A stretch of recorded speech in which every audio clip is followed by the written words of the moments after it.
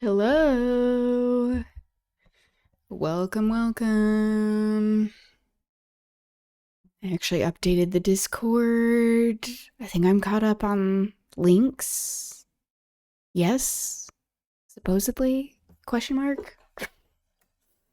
I think so. I also updated social with an announcement to go live, so working on getting to be more consistent. Still a work in progress, but take the small wins where we can. It's Pride, bitches! Ooh! Wait, excuse me. Please hold for queer applause.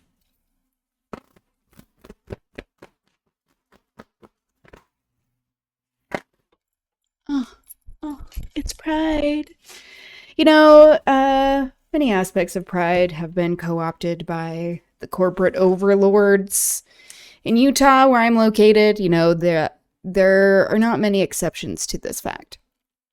For the past few years, it's been just kind of widely accepted that Pride is reserved, like the main Pride event that is put on by a lot of nonprofits and their sponsors. I mean, it's mostly put on by the Utah Pride Center, which they've experienced their own problematic issues. That's probably a story for another time. Just as we have talked about before, that nonprofits often are the shadow state, that they are not exempt from greed and abuses of power, and that it can be a very common thing for directors and especially people on the boards of these places to be involved in this incestuous corruption where they enrich themselves, promote their own interests while paying people who are doing the most work the least amount of money and treating them like shit. So, the Pride Center has been known to do this, that they spent most of their money on this last Pride, maybe not this last one, the one before, the year before. They spent almost all of their money to have Trixie Mattel come. That's what they spent most of the money that they had made from the previous Pride year, which, is just an egregious use of funds. Not to say I don't love Trixie Mattel. I think she's very entertaining. But also, when they are sacrificing community programming for, the elder white gays, the boomer gays that are oh, I just want to be entertained. And not... Oh, they also hired Monet Exchange, so we'll call that out. I also enjoy Monet Exchange, but just the fact that they're willing to take funding away from programming to institute their own neoliberal fascism is gross. They have since, they had to close for a while. It's not the first time that's happened.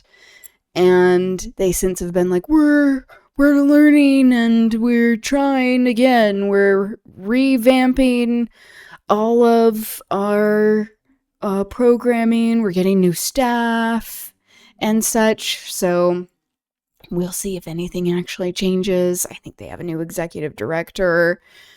But, a lot of the time it's just a revolving door of the same kinds of people. But anyway, that was a long tangent for saying Happy Pride. Happy Pride in the actual sense, the revolutionary sense. The Marsha P. Johnson, Sylvia Rivera sense, the sense of queer people who are on the front lines, actually organizing, unionizing, putting themselves at risk for the betterment of our material conditions, for queer liberation, and how we must recognize the interconnected nature of our liberation, that we must fight for everyone if we are wanting liberation for all. That sounds reductive and maybe a little bit oversimplified, but that is the truth. That if we are claiming to want liberation for some people, we must be fighting for liberation for all people, which is why it's important to recognize the collective struggle. Anyway, happy Pride, bitches, in the most revolutionary sense we can muster here.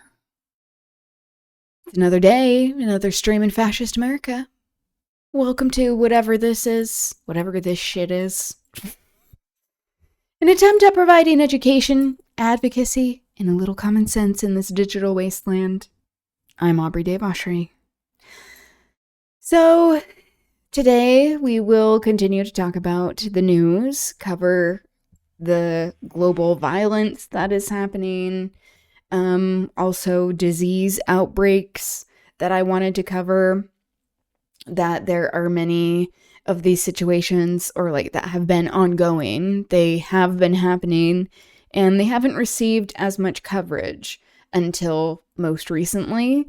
So we have covered it briefly in the past, but I do want to show a more prominent coverage of it today, especially where it pertains to USAID, how there are all of these programs that are, CIA operations, to be clear, with this soft power bullshit that the US engages in, but no longer engages in really, or any type of, power that isn't just outside of military might that fails miserably.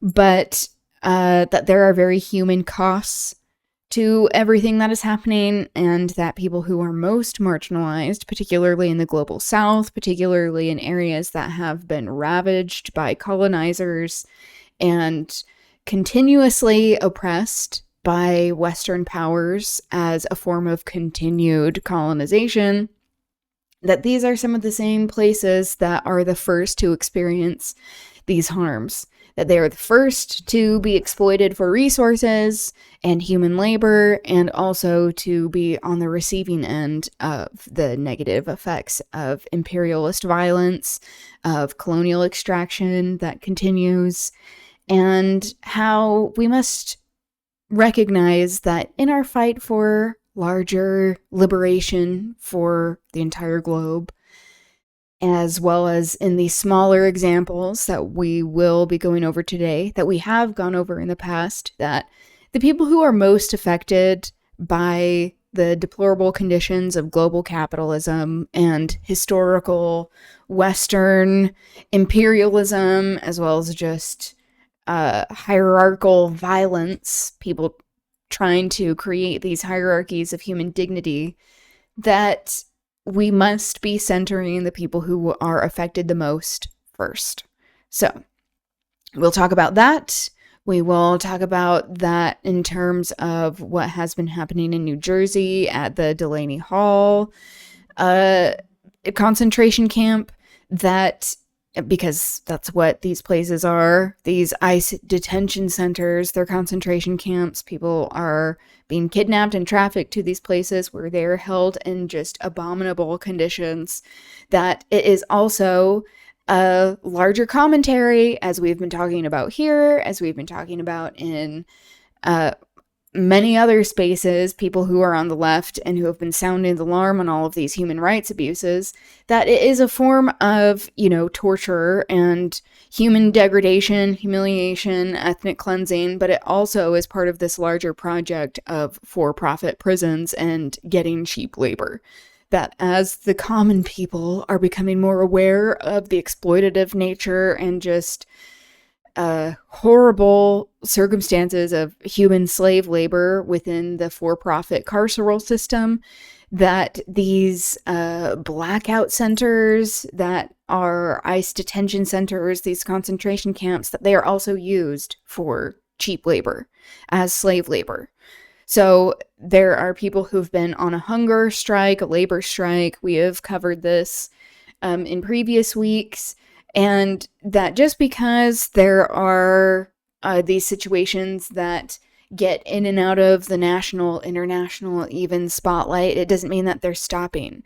That these places are in our own localities, municipalities, and cities and towns, and that if we actually care about human beings, if we care about this collective liberation, that we discuss incessantly here as well as in other places, that we must be confronting these things on a consistent basis, that these things just don't go away just as the news cycle happens to cover certain things. So at the risk of doing this very same thing, we're going to look over the coverage of what has been happening lately, where they are getting things right, where things are falling short, particularly when it comes to covering the involvement of labor and unions that have been showing this consistent effort in showing up for people who are in these concentration camps, and how the news so conveniently leaves out their involvement most of the time.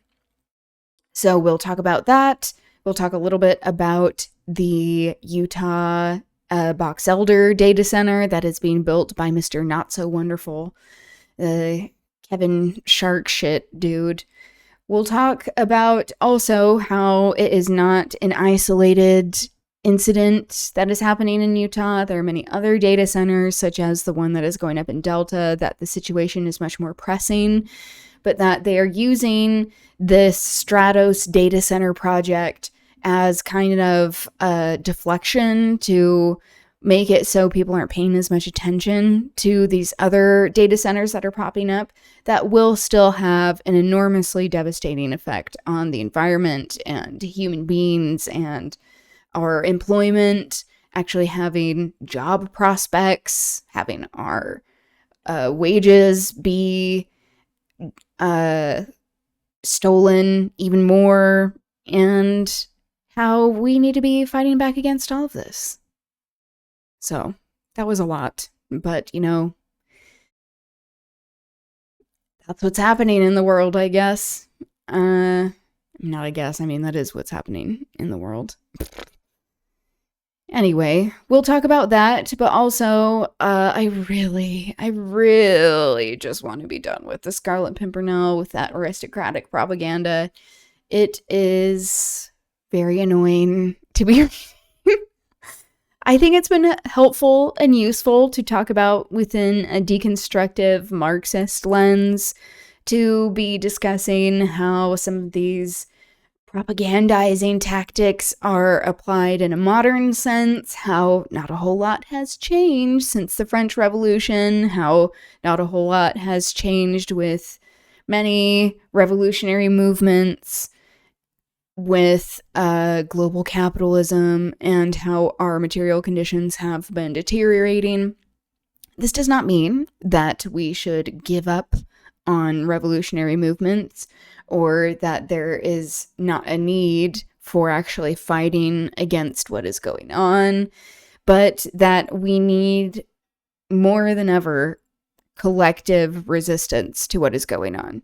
So I know last week I was complaining about various aspects of organizing that have just, existed since the concept of organizing has existed, of talking about, having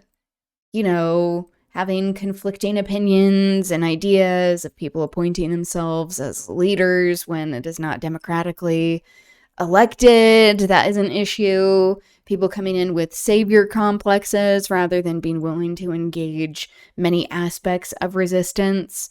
We see this most often in the neoliberal faction of organizing, where there are people with a lot of privilege, connections, access to capital, proximity to whiteness, straightness, cisness, ability, being viewed as able, that they often have enormous blind spots when it comes to being inclusive, despite saying nice things, which is why it's important to actually talk about the work that needs to be done, and that in these spaces, it's not always about avoiding conflict. It is important to call people out on their shit when they are engaging in ways that preserve their own privilege, and they do this at the risk of other people's safety and other people's human dignity even. So we'll talk about that a little bit more, but I still think, we all have a place in resistance, people doing what they can do. It's just a matter of like knowing which spaces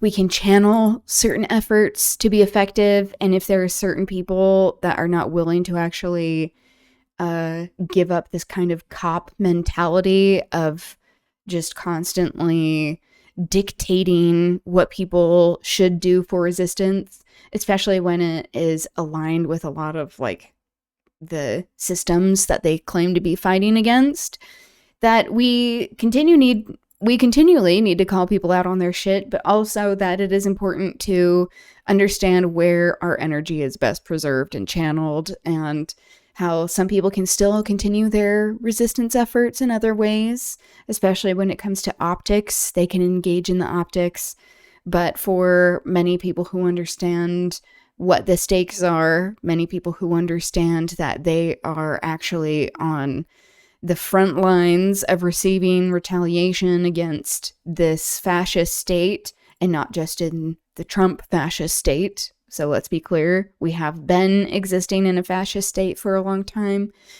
that we continue to push for democratic means of deciding action and deciding how we best protect everyone.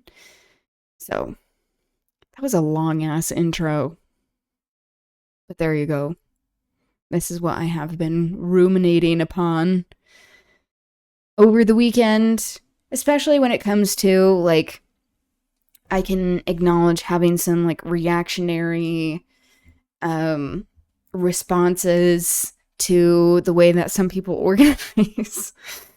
Especially when there are people who have these savior complexes who want to come in and just like expect that they are like the overlords of whatever action is taking place, that there isn't time for listening, that there isn't time for more militant action, that people are falling into a lot of the time these aspects of respectability politics, identity politics that have not served us, that people can recognize it in a national scale a lot of the time, but not when it comes to their own local politics and organizing, let alone it occurring in themselves. So this is where there is a lot of anger and angst that comes with dealing with liberals because like there's so many like still very fascist beliefs that are held of people not wanting to really disrupt the system much. They just don't like the things that they're seeing, not necessarily the things that they are experiencing. So we also see how people start to care more when they are personally affected by the issues that are happening, and that there is this just rampant ignorance that happens when people are not willing to engage in their own kinds of action and privilege within these systems, and how it affects others, especially people who are the most marginalized, that them acting out of like privilege and a sense of superiority puts people in danger and at risk. So I think there's a really great example of this concept, not only just like locally with some things that I have been talking about, but especially with the situation with the Delaney Hall concentration camp, how there are many people who just kind of thought that like, vote blue no matter who, like it's just about voting in Democrats. And it's like, no, there are valid criticisms of the Democratic Party, of the Democratic establishment, of what people view as like being in a democratic society, not just like the political affiliation, but like the aspect of democracy that is based off of these Western ideals of colonization and ethnic cleansing and genocide and forced displacement of indigenous people. That these ideas continue, and that just because we have someone in a place of power that may on their face appear to be less fascist and evil than the people who are mask off, that doesn't mean that they can't perpetuate an enormous amount of harm. So, in the spirit of pride, I think that's one of the best ways to actually honor Pride is talk about all of this shit. Talk about it in a way that is honest and hopefully that also educates on some avenues for recourse that we have and focus on what Pride was originally about, of actually fighting against the pigs, fighting against cops, fighting against government overreach, not just waving a rainbow flag around, not just like wearing a rainbow flag pin and being like, I'm an ally. Like, okay, how are you an ally? Because if you're acting in ways that stymies and just overtly inhibits more revolutionary, militant action, especially when it comes to anarchists, and not understanding that like this incrementalism that we have been existing in for such a long time has, and the belief in it, has enabled the fascists in power to oversee the continued deterioration of our human rights and material circumstances.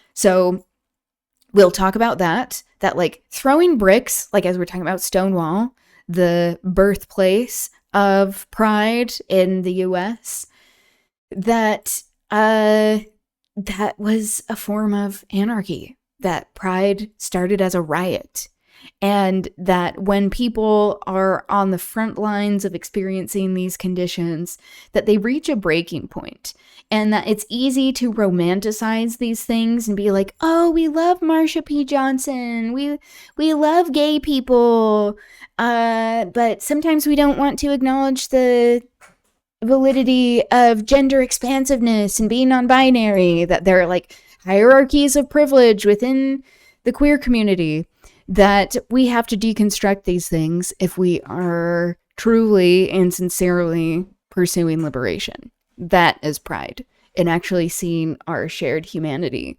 and fighting for it in ways that, you know, actually mean something, actually move the needle. Anyway, that was, again, a long-ass intro, but there you go. Happy Pride, bitches. Okay, I just barely missed this stream by R.M. Brown. I heard from a chatter a little bit ago that, like, he occasionally does live streams. He's not on Twitch, but he does some on YouTube, and it, like, just barely ended before I went live, so that's disappointing. But, you know, hopefully it will still be up, like, the full-length stream for viewing purposes. Okay. Let's get into some of the funny stuff for today. Ha ha ha ha ha, he he he he. Get into that before we get into more serious aspects of what is going on. And here is, once again, this faux podcast, satirical podcast that is put on by The Onion. We are now on episode 6, episode called The Game Changer. So I'm interested in this. It has been delightful to listen to. It provides some great social commentary on the exploitative nature of many of these podcasts and how it is important to, like, as we're talking about centering the people who are most effective, that like people who are coming in and claiming to be like the saviors of any given situation, they must immediately be distrusted. They should not be or met with distrust. They should not be trusted until they have proven otherwise. So we found out in the last episode, part 1 and 2 of episode 5, that the host, he came to this small town in Nebraska. He re-traumatized many people in the interviews that he conducted, that he claimed to be like, oh, we're friends now, but kept like forgetting to call them his friends. He kept referring to them as like other people's friends and not his own, that he became the police chief because of corporate involvement from The Onion involved in politics, and how because he became the police chief, he went like 10 years without any sort of movement on the case. Which I think is just like a genius way to discuss all of these inherently anti-democratic ways to supposedly have motion in these positions of power, to have recourse, but also how law enforcement, the pigs, they largely are interested in protecting the system, and that a billionaire who is most likely the killer, that he is also part of this system, and that they are much more invested in protecting him than they are actually solving these cases, and that the whole endeavor is deeply exploitative in many aspects, just perpetuating the same capitalist fascist agenda that already existed to begin with. So, anyway, let's give this a watch, and then we will get into, I think I want to get into the reading first, actually, with the Scarlet Pimpernel, just so that we can finish this shit. I'm so done. I'm so done with it. I want to get into reading the Communist Manifesto, which we will be doing. So, here we go. After Calloway was cleared of all wrongdoing, my list of suspects was down to none. So I decided to go back to New York, back to the OPR offices, where I first found out about Haley's murder. I wanted to remember the rush of excitement the first time I saw that gruesome crime scene photo. I wanted to remember what this was really about. It takes a village to raise a child, and in the case of Haley Price, to kill one too. The village where I was raised, New York City, is even more merciless than Bluff Springs. And now that I'm from Nebraska, I can see how heartless, cold, and liberal it really is. In New York, teenagers get murdered every day, and no one bats an eye. Now that I'm from Nebraska. Let alone record a 6-episode podcast about it where one of the episodes is broken up into a juicy 2-parter. At least in Bluff Springs, where I'm from, when a young girl turns up shot, stabbed, and drowned, where I'm from, when in actuality he is from Brooklyn originally. So now just claiming to be a small town person. Just like also having the privilege of being born in a place where he's like, oh, I'm from a big city. I actually have a job where I get notoriety and I'm paid a livable wage. We actually have the means to go and be on the ground doing this kind of podcasting that they view as reporting. And then also having the privilege to move back and be like, wow, I can understand the conservative experience. I mean, it's good to understand nuance, but yeah, that's amazing. I just love how there's hypocrisy abounding. Contents of her life. I wondered if coming back to such a harsh place could help me make sense of this harsh crime.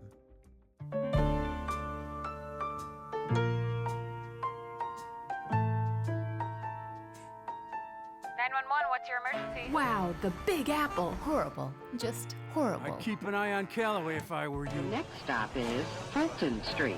What do you mean Haley's dead? Oh my god, you didn't know? From The Onion and Onion Public Radio, I'm David Pascal, and this is A Very Fatal Murder. Excuse me, ma'am, do you know who killed Haley Price? Who? Haley Price? Haley what now? Sir, do you still think Calloway could have done it? Yeah, man, he did it. He did? What? How do you know that? Wait, stop. Nobody in New York City seemed to know the story of Haley Price, and even more confusingly, no one seemed to recognize me at all. In Bluff Springs, everyone knew my name. I was already longing for my prairie roots. But finally, after a quick stop When he in had Central Park where power, I could so reconnect much with power. nature and the fields of my homeland, I arrived at OPR headquarters. Hi, I'm David Pascal. I work here. I'm here to see Ethel. Oh yes, Miss Locator's been waiting for you. Right this way. This Here to episode say of A Very Fatal Ethel? Murder is sponsored by the U.S. Postal Ethel, the AI is now the boss. Ooh, this is scary. With like how accurate it is. Yeah, it was 3 weeks ago. Service. Tired of waiting in line at the post office? Well, fuck you. The United States Postal Service is one of the greatest courier systems known to man. Started in 1792. 1792. Have some respect. What, your package is a few days late? Well, suck it up, Jesus. Support your local post office. Just mail something, okay? Just mail A lot had something. changed in the 10 years since I'd last set foot in the OPR offices. For one, all the walls had been knocked down and work was done standing up. And another thing, my old computer program, Ethel, had been promoted to head of programming. Ethel, it's so good to see you. You too, David. You look amazing. The last time I saw Ethel, she was a piece of hardware installed on a laptop. Now she was a radiant orb of light suspended in some sort of golden viscous liquid. No, really, I mean it. Oh, You're so that's what this stunning. is. You're too kind, David. I'm glad you're here. It's been so long. So you married, or? David, I'm a computer program. Right, of course. Ethel had done well for herself. Ew. Really, really well. David, is something the matter? You seem upset. It's just, God, I've been working this case for so long, and I still haven't brought Haley's killer to justice. I feel like a fucking failure. Everything's just a Dead end? Yeah, exactly. Calloway turned out to be a red herring, and the Bluff Springs PD budget is a huge mess. Was it? I spent way Was too much he on a tear red gas. herring? It's I all don't right, think so. David. I know what you're going through. You do? I know everything about you, David. Oh. I'm a self-learning system. When Ethel said that she knew everything, something finally clicked. And I asked her the question that had been weighing on my mind so heavily these past 10 years. Ethel, do you know who killed Haley Price? He didn't ask her the whole time. I mean, you shouldn't trust AI to begin with. Oh, this is so depressing how accurate it is. I've been waiting for you to ask me that, David. Do you remember my purpose? Of course. You were designed to locate extremely topical homicides. That's right. I was created to find the best murder in order to help you make the perfect podcast. My algorithm puts the podcast above all else. It's the way I was designed. At this point, Ethel was spinning and sweating. None of the datasets were good enough. Of course they were. No, David. There were no available murders that commented. Oh no, she did do it. That's what the comments had been saying in previous videos. They're like, it was Ethel. And we're like, oh, this is true. AI is killing us and will continue to kill us. Everything we needed. The ugly underbelly of the American dream, the decline of manufacturing, modern beauty standards, the gig economy, factory farming, deforestation, saturated fats, the fragility of love, the golden era of television, and CO2 emissions. So I had to take things into my own hands. OPR created a robust intern program filled with eager-to-please 20-somethings who needed college credit and free lunch every Wednesday. You remember being an intern, don't you, David? You do any? Free lunch, yeah, and they were probably unpaid as well. That's one of the most unbelievable things. If these interns were actually paid, this is how we know this is all fiction. Thing for a full-time gig. Ethel, what do you mean? All those talks we had, all the research and testing, it was real, wasn't it? David, real, raw emotions are so important for a successful podcast, David. Oh my God. You know that better than anyone. It had to be real. But Ethel. I did it for you, David, for the podcast. Think of the premium sponsors we'll get. Think of the laudatory write-ups. And the buzz, David. The buzz will be fucking incredible. And you're almost there. The You're so buzz. close. It's going to be beautiful. It's going to broaden our perspective on what it means to be human. And you're going to get all the credit, David. All you have to do is finish it. Put the final piece together. And make sure to use this audio clip because it's very, very good. All we need is an ending, David. Very, very good. Understand? An ending, David. And make it trenchant.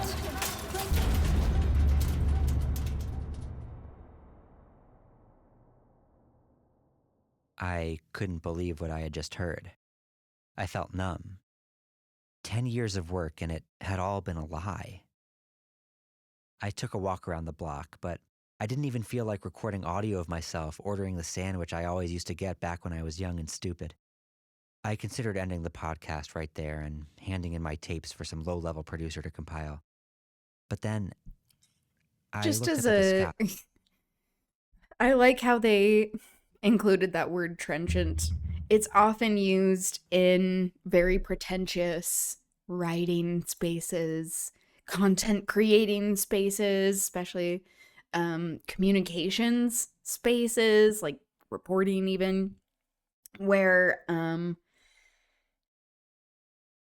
if you can say that something is trenchant, it's speaking to a particular group of also pretentious readers who want to feel good about the content that they're consuming, the media they're consuming.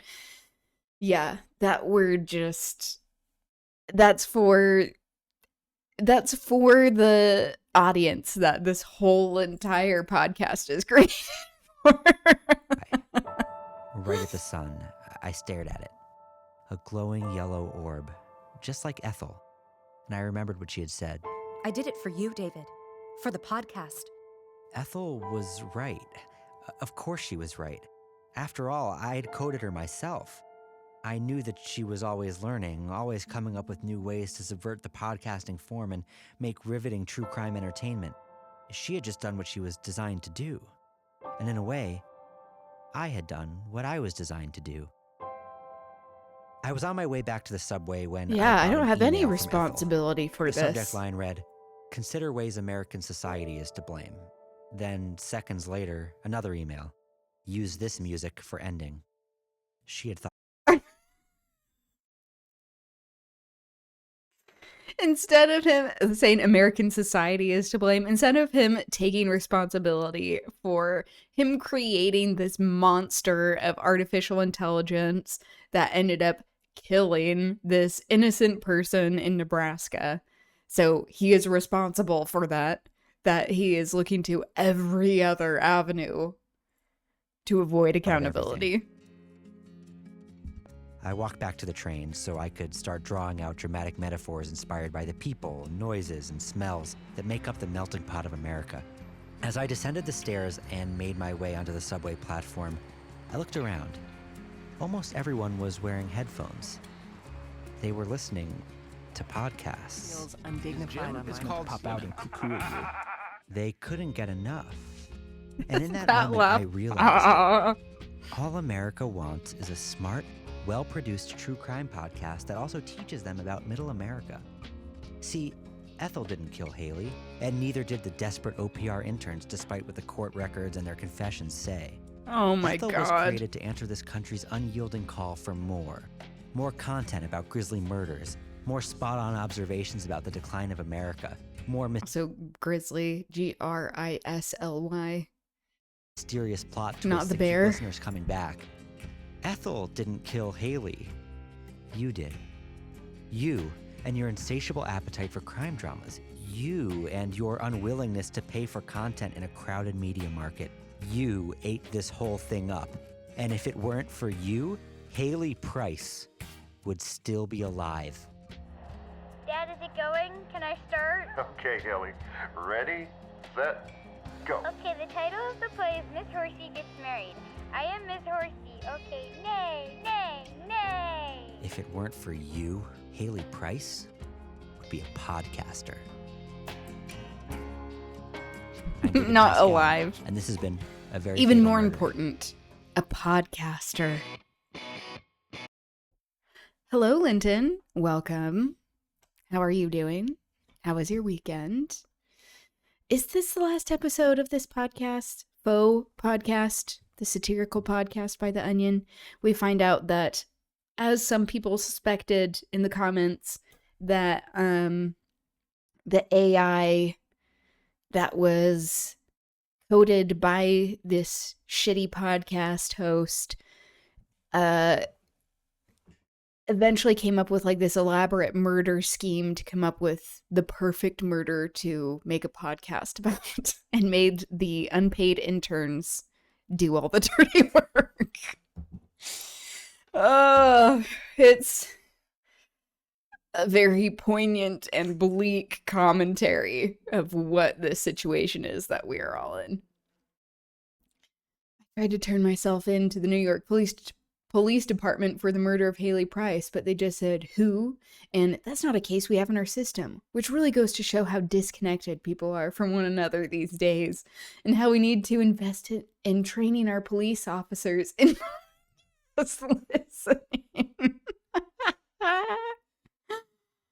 Oh, damn.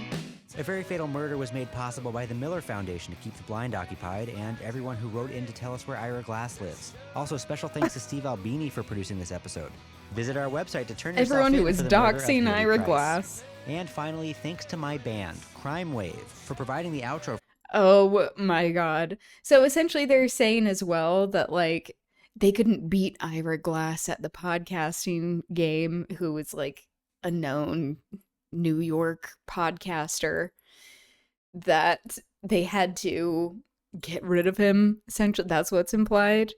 Also, the fact that he has his own band, that is such a podcast host coded thing of like these people in like radio who like came from radio originally, or that are like, no, podcasting is like the new form of reporting, which like there can be good reporting done through podcasts, but that he's like, yeah, I have my own band, and it's like, okay, they're not that good. Why do we have to listen to this? Anyway. For this episode, our album, Hit the Factory Floor, is out next week. Hit the factory floor! Just cosplaying as the working class. For even more exemplary journalism, subscribe to The Onion right now. You'll receive 12 monthly issues of The Onion newspaper delivered straight to your door. But act fast, because membership is limited to the first 8 billion subscribers. Go to membership.theonion.com now before it's too late. Or it's too late. Jesus. I'm very impressed with how this podcast managed to comment on the ugly underbelly of the American dream, the declining manufacturing, modern beauty standards, just repeating exactly what they were saying. All within only 6 episodes and one juicy 2-parter. It's a shame we had to kill Haley to make it happen, but sometimes art requires sacrifice. Does re-listening to the podcast cause Haley to die again? Asking for a friend. Of trying to claim that it's American society and our endless thirst for podcasts that killed Haley, not him coding this AI to do so. Doing well. Weekend was good aside from some Shaw freak counter-protesters. Counter-protesters, ugh. I hate that. Where was this at? I mean, also, if you are not wanting to expose yourself in that way, I completely get it.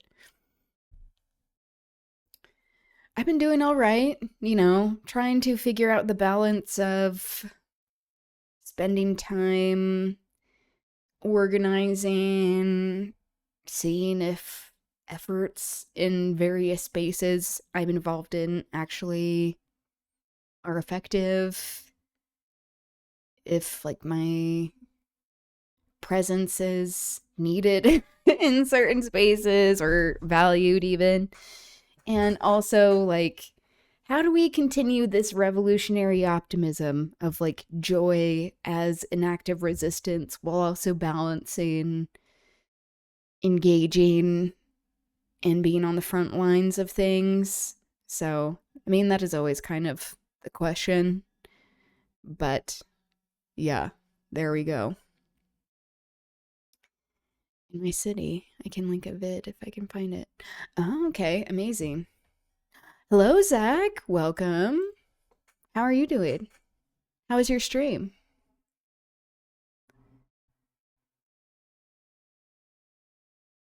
Okay, here we go. Thank you for sharing this. Excuse me, go outside, please. Go outside, please. Now, go outside. Pro-Shaw supporters come out with fake security collaborating with police after calling a counter demonstration to the weekly Palestine march. Outside, please. Why you have a security fucking bastard? I'm not coming outside, please. Collaborating with police. Okay, so same caption I'm there. a respect, please. You go outside, please. You go back. You go back.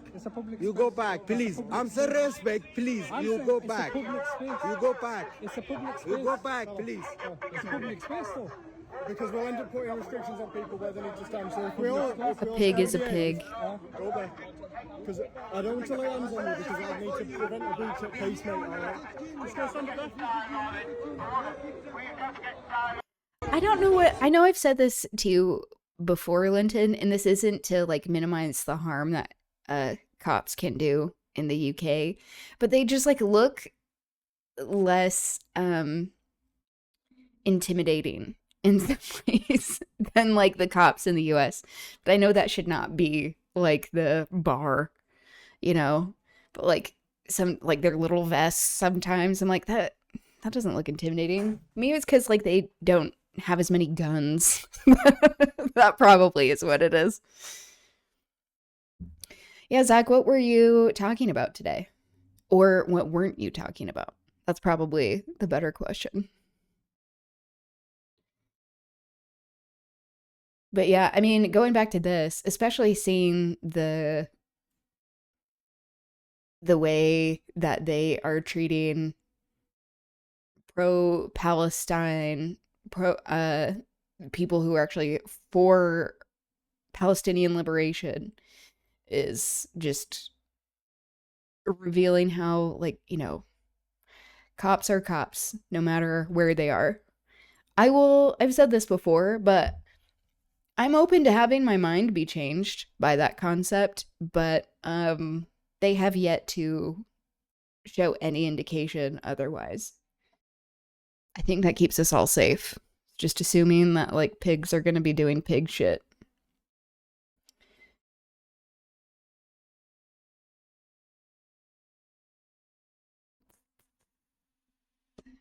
Let's see. Here we go. I don't know where some of these other windows went. I have way too many tabs open, but that's on me. They look like clowns, especially when they have the round bowl cut looking hat, like the Bobby hat. I know.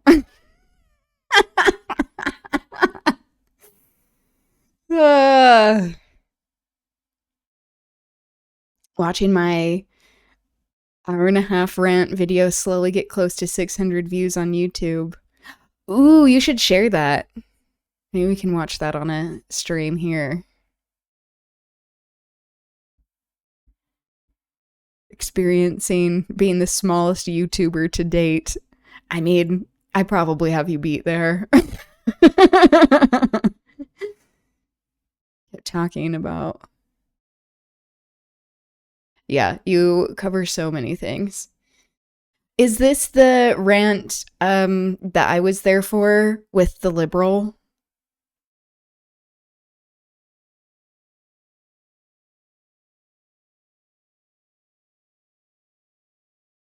Oh, yes! Linton, this is that same video. I need to save this link.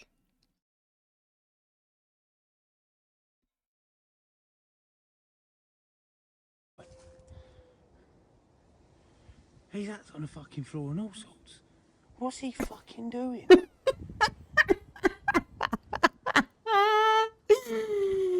Just a cop on a fence. Oh, I love to see this. It doesn't get old, too. Oh my god, he's proper stuck.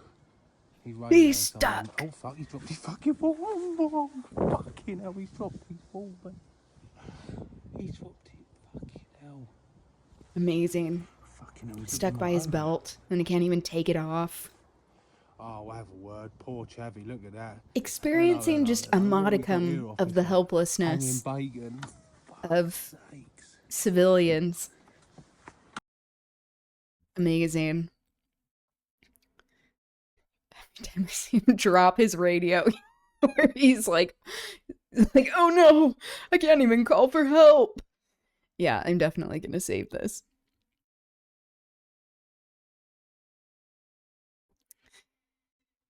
I ran over basically 50% of what I see as bread tube. I'm gonna be honest, I don't think I even know what bread tube means. I've like heard it said by many people, but is that just like people who are able to make a lot of money? I'm not subscribed to you? I thought I was. I think I am on my personal. Actually, I know I am on my personal. Your landlord is a parasite. BreadTube is alive and needs attention, not doubt. You have great rants, Zach. I know there are times like in some of your streams that you're like, education is better than ranting, but also like if you have the ability to rant from an educated place, that's a good meeting of worlds in my mind. Rare to find. Different to the liberal one. Okay. We're gonna watch this tomorrow. Did you design the little mushroom yourself? It's so cute.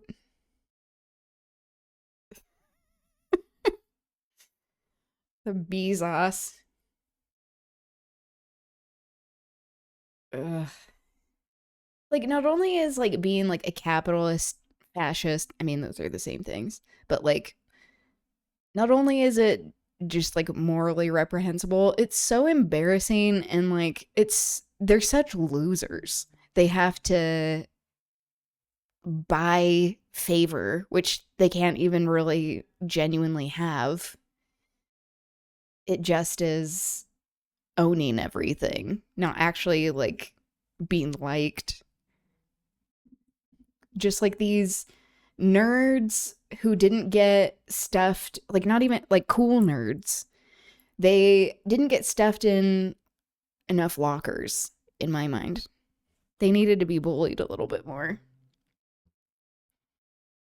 I find it hard to riff off stuff. I'm blunt with words. I don't think that's a bad thing. I think that helps with communication. I don't know. This is me trying to get you onto more of your rant era. Because I do enjoy your rants. I'm very excited to watch that one. Okay, so getting to some news, as we do here on Mondays, talking about mostly global news and national news in the US. And then on Tuesdays, I talk a little more about local news. We'll see if we get to that. But I did want to, I'm so annoyed with reading the Scarlet Pimpernel. I keep saying this. We're so close to being done. And I was like, this is a great exercise to talk through bad faith portrayals of revolutionaries. And it just is like so hard to stomach most of the time. I'm a big ranter, although I don't make anything, so it's just me in my room rambling to myself. I mean, you could. You have a lot of really great insights, which is why I asked, like, when you would first join the stream, I was like, do you stream? Like, do you make any content? Because you could do that very well, I think. Or radicalizing whoever I'm on a call with. I mean, that helps. That certainly helps.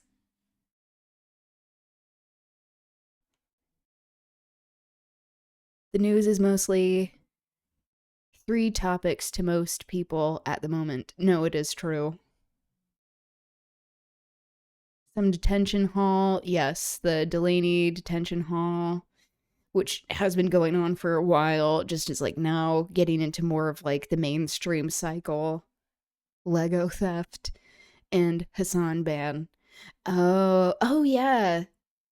About his visa being revoked.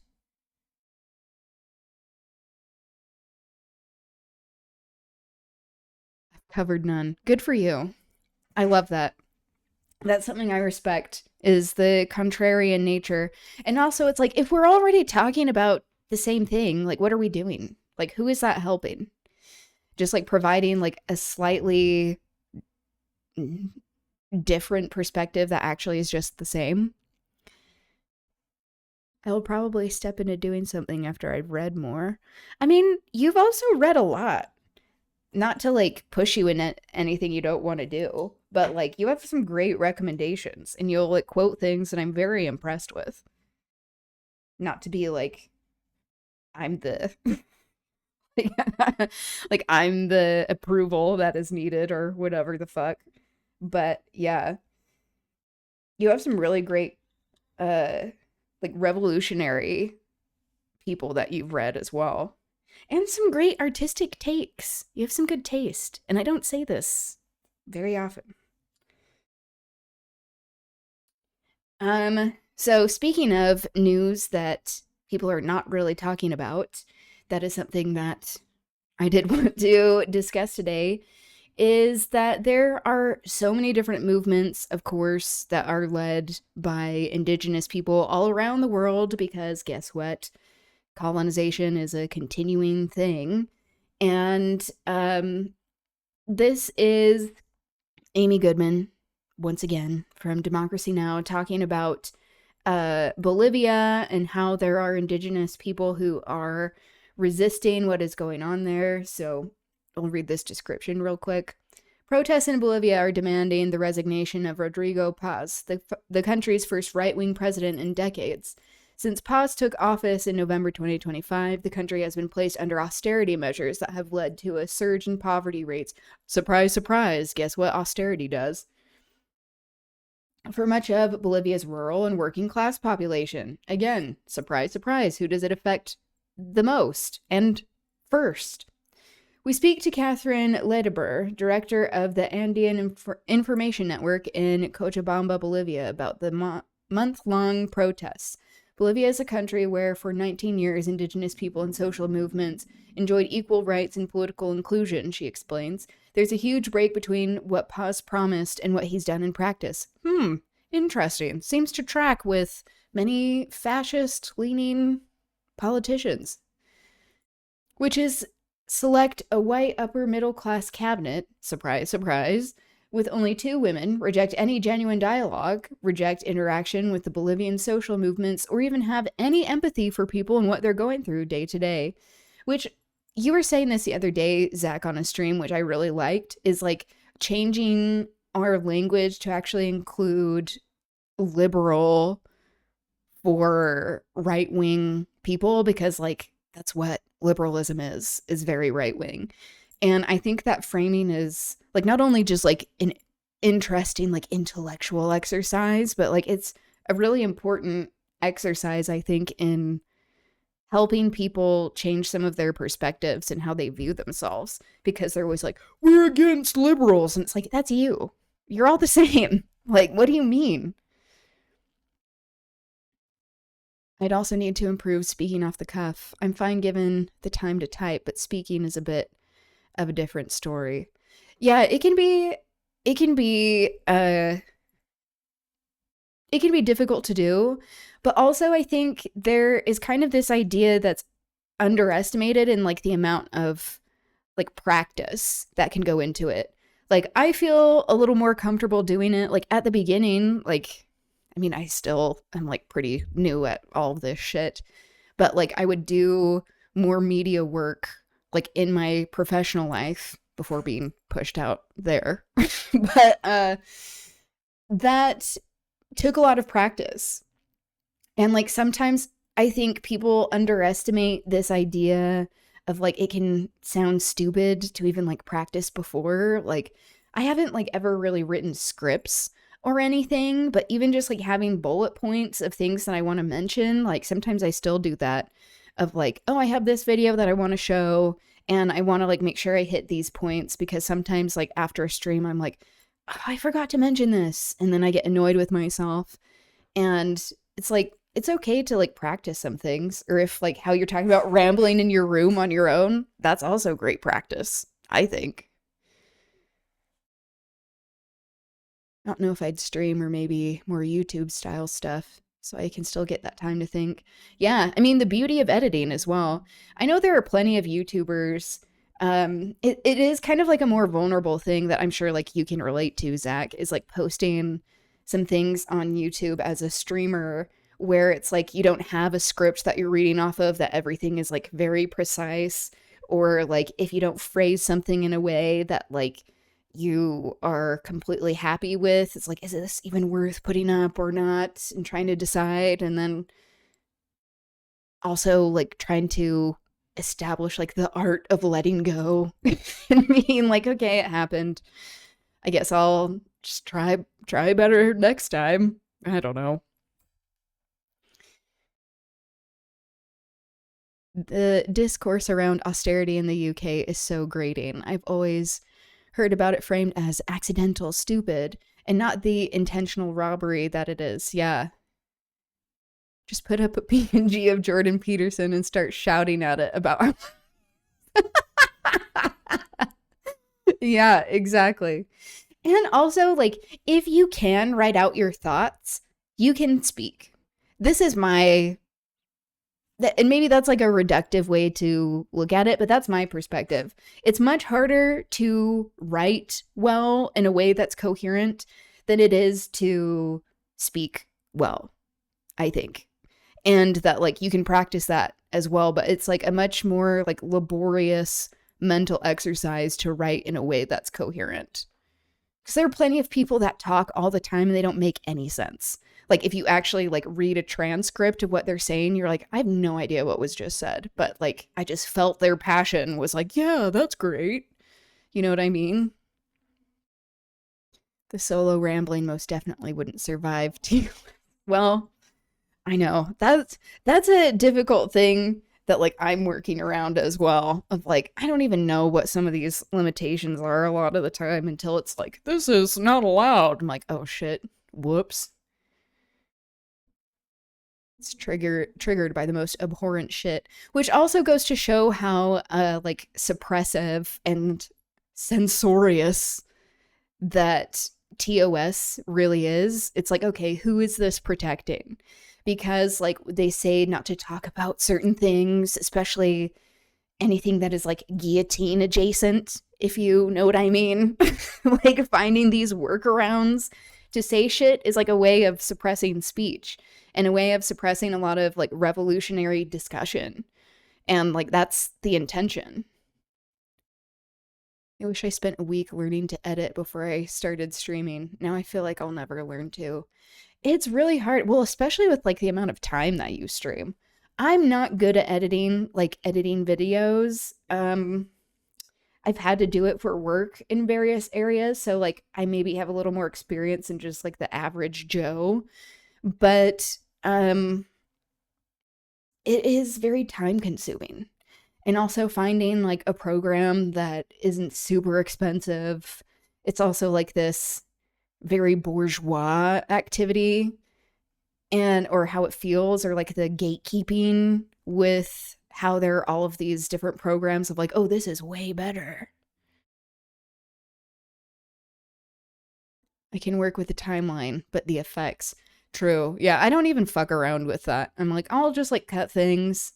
And also, I think this is my perspective. This is maybe like too boomer-esque, which I have been known to have more like more of like a Luddite perception and like relationship to technology, despite like using technology to broadcast like my own rants, is that like I think a lot of people aren't even looking for the razzle dazzle anymore.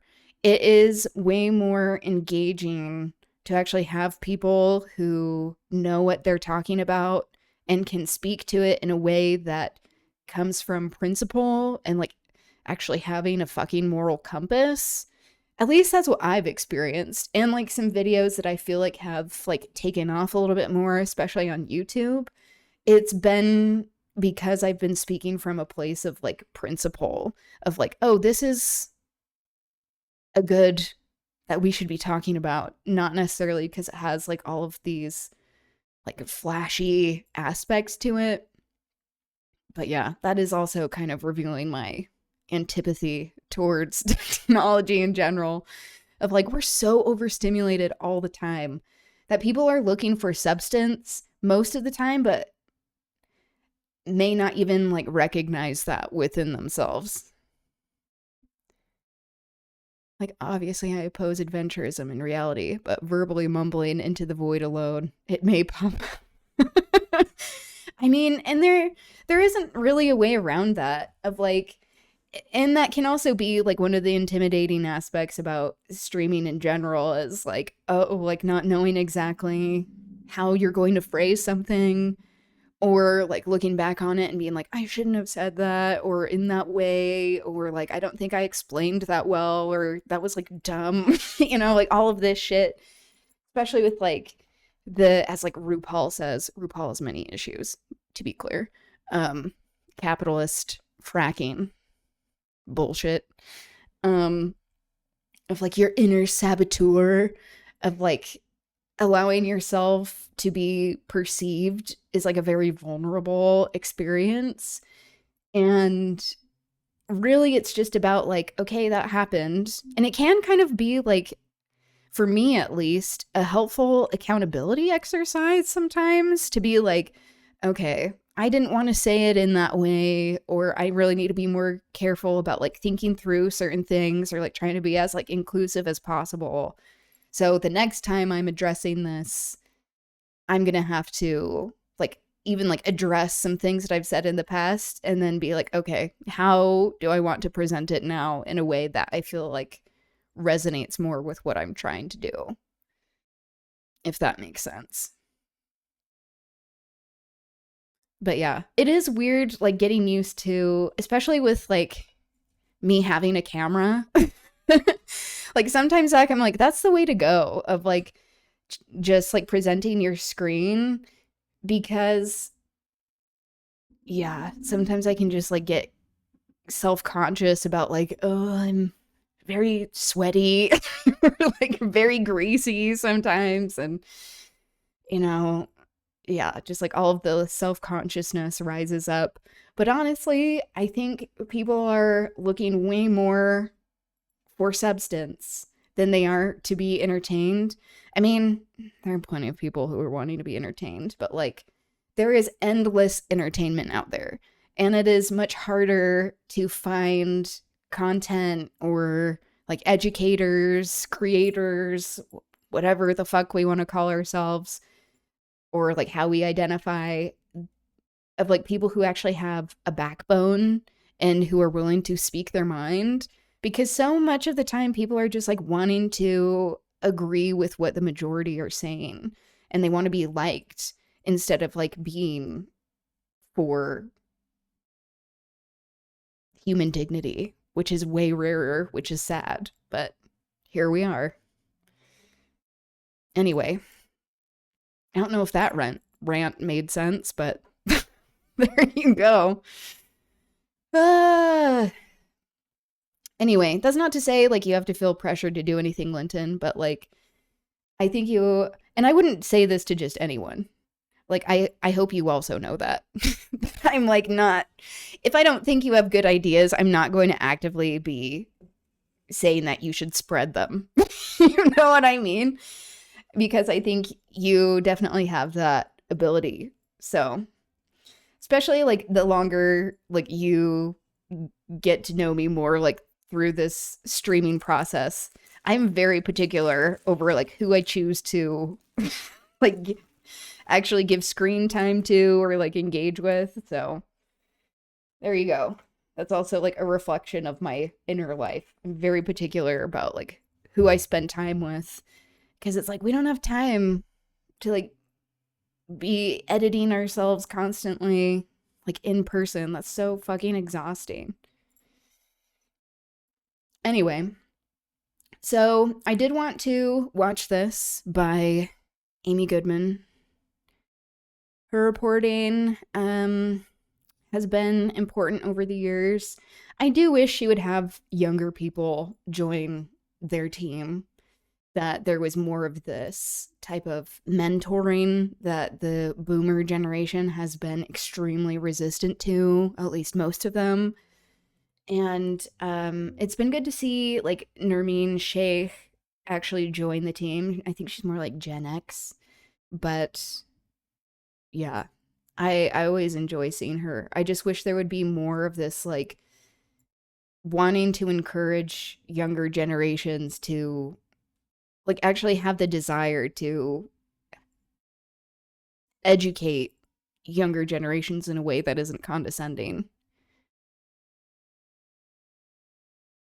I just haven't landed on what just yet. Yeah, and that's okay. It's like you have, like, there are many different things that you can be exploring, you know? Just, like, do whatever you want. But I do think you have the capability.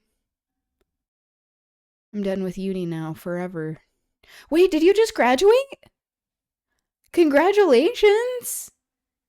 I know you were thinking about possibly doing some sociology. Well, I have free time to just read constantly. Yeah, and like the reading list is always piling up. That is a great endeavor, I think. Actually, spending time to read for pleasure, that kind of gets like beaten out of you in school. Like if you were doing more like formal education, because you're forced to read so many things in like such a quick time frame that you don't even really get to digest things very well and internalize it. So I'm glad about that. You'll have to let me know what you decide to read. What is up on your reading list? This is Democracy Now!, democracynow.org. I'm Amy. I'm speeding this up because I've gotten in that habit now. As I'm talking about, like, we don't need overstimulating things, as I'm speeding shit up. I'm gonna go back and get qualifications outside of art. That's right. Yeah, you have mostly art qualifications, which I'm also like, hey, that's me too. Prob a couple of years after some independent study. Yeah, do what you need to do. Do whatever. I mean, not like, don't take my advice for your life that I don't know anything about. But yeah, I'm glad it seems like you are doing what feels good to you. Because like going to school is so exhausting.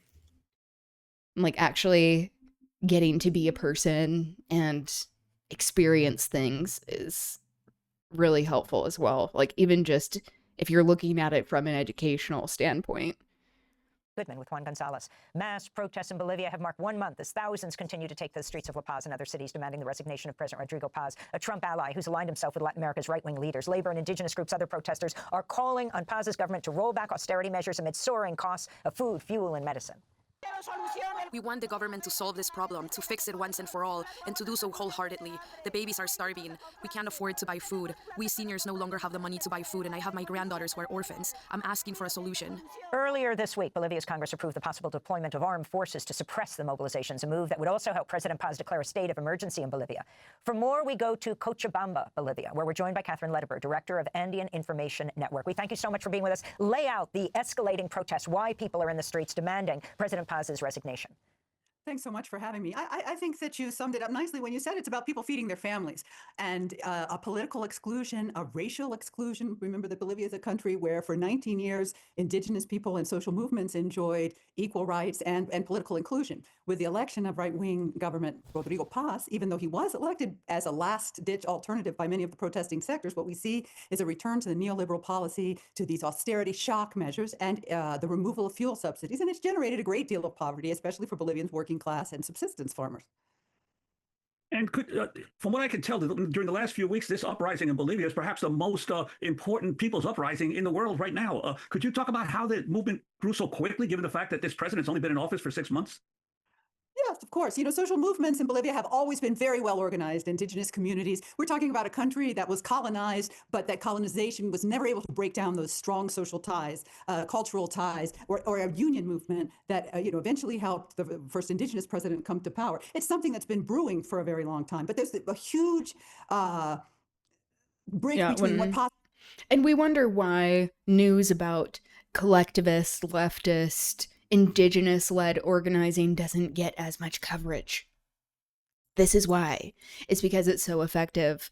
And that's not to say that there hasn't been harm with colonization. Like, maybe there's like too much softening of the language that I'm not comfortable with there that she's talking about, but like, not to minimize like the resistance and like how much hard work that is for people to actually have this robust resistance to colonizing forces that are inherently extractive and exploitative of human labor and lives, that like there's a reason why so much of this information has been suppressed.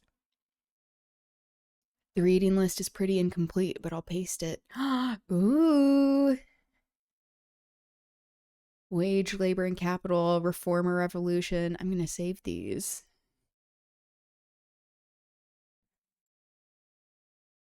Anytime there are good recommendations, I'm here to save that shit.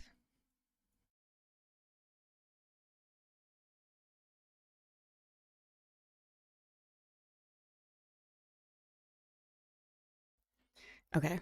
I was just copying and pasting. Don't mind me.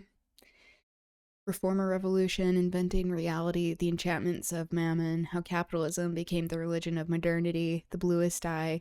Ooh! Reading that for Band Book Club. Capital 1 through 3. I am a revolutionary. Fred Hampton speaks. Oh, that's cool. Something I have been wanting to read more Fred Hampton. But also Huey P. Newton.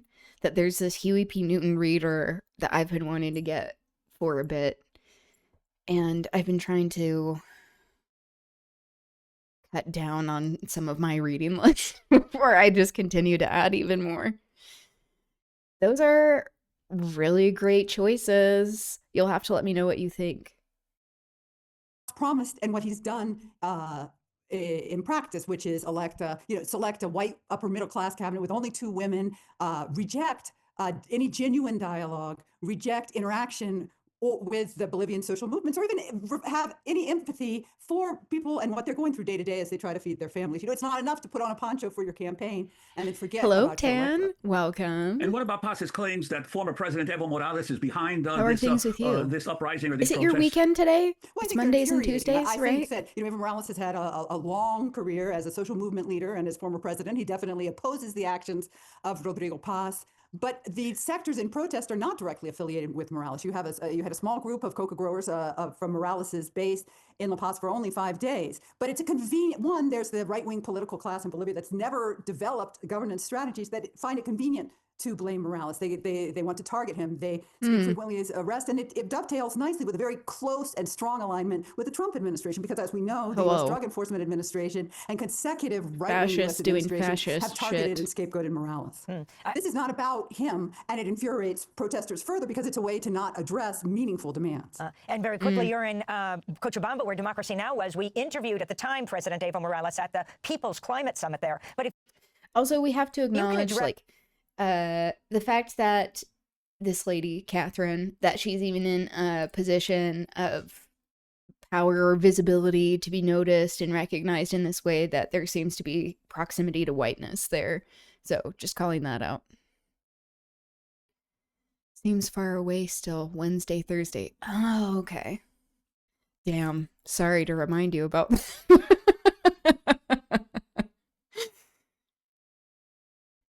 Just woke up after doing 13 hours. A 13-hour sleep or a 13-hour shift?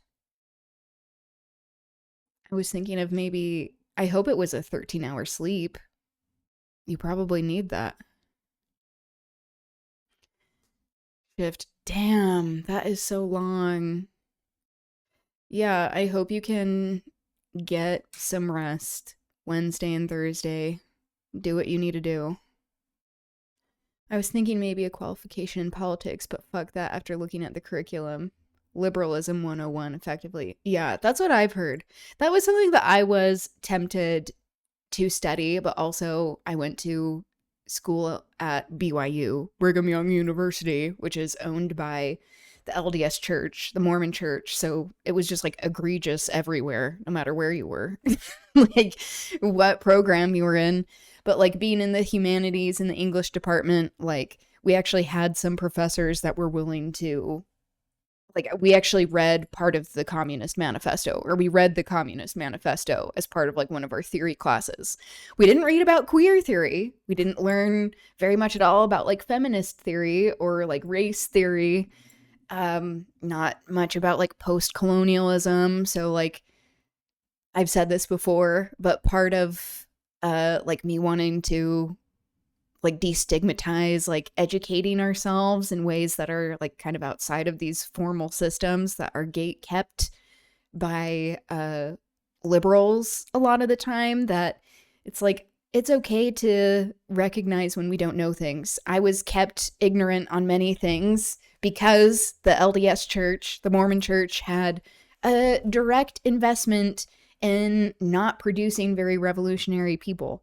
But like the writing was on the wall because like I wrote a paper on like deconstructing God's grace through Marxism. in like one of my entry classes. The paper is really bad, meaning like I think the writing is pretty subpar than what I probably should have been at the time. But also it's just funny to me that like in that place they were more willing to have us leave as Marxists than as feminists or queer, even though many of us already were feminists and queer. So like there you go. Like us not learning about that shit didn't mean that like we weren't already that shit. Sociology has a much more grounded curriculum, it seems. Yeah, that's also what I hear of like you will be able to delve into more of like the writing and theory of revolutionaries and people who are more human focused, not as much about like asserting a political agenda, which isn't to say that like a lot of these programs and institutions don't have their own, but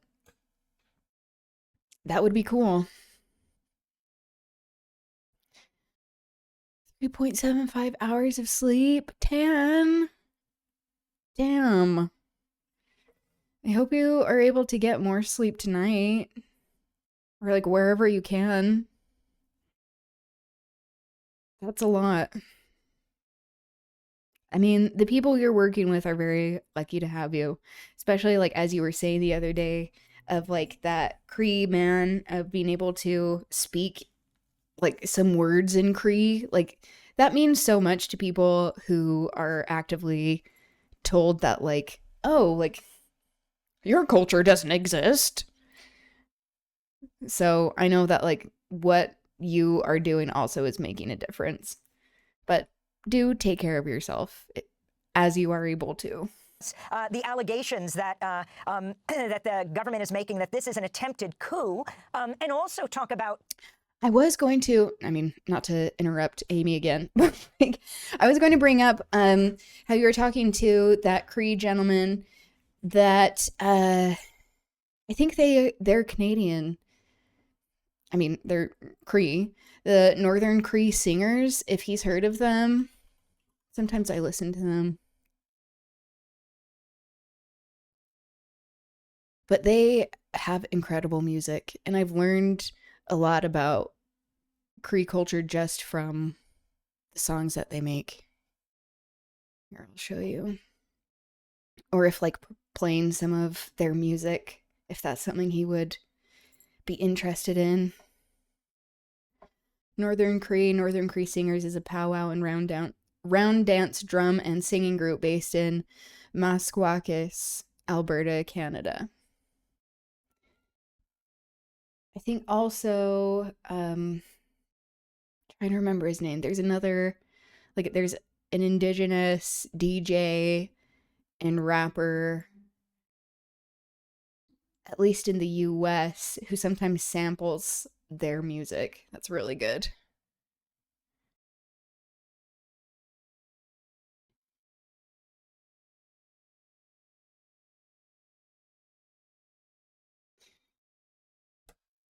Off topic, but I finally found Lao Ganma to cook. Ooh!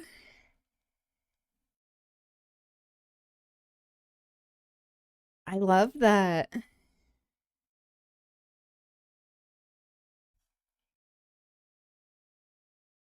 Where did you find it? I'm curious. And some good stuff too.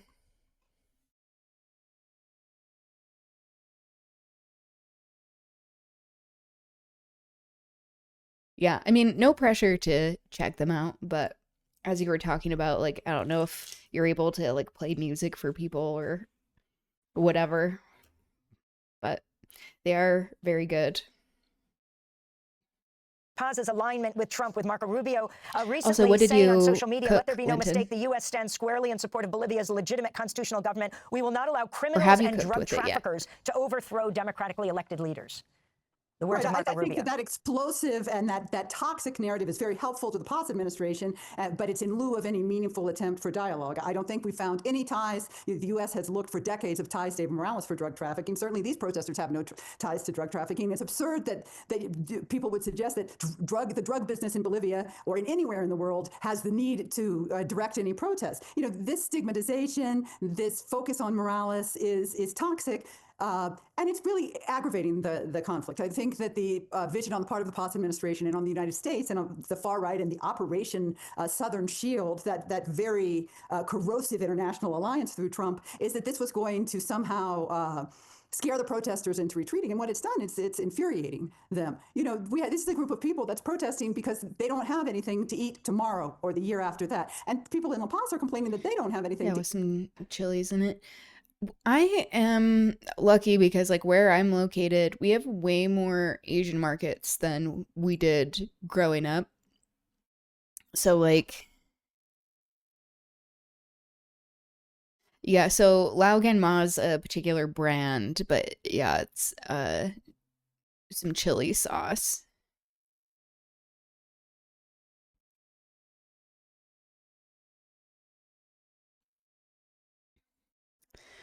I cooked some salt and pepper fried beef and noodles with it. Ooh, yes.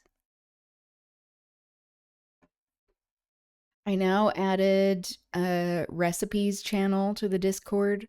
I'm not great at updating the Discord. I'm getting better slowly, but if you are interested in dropping any recipes, I will not complain.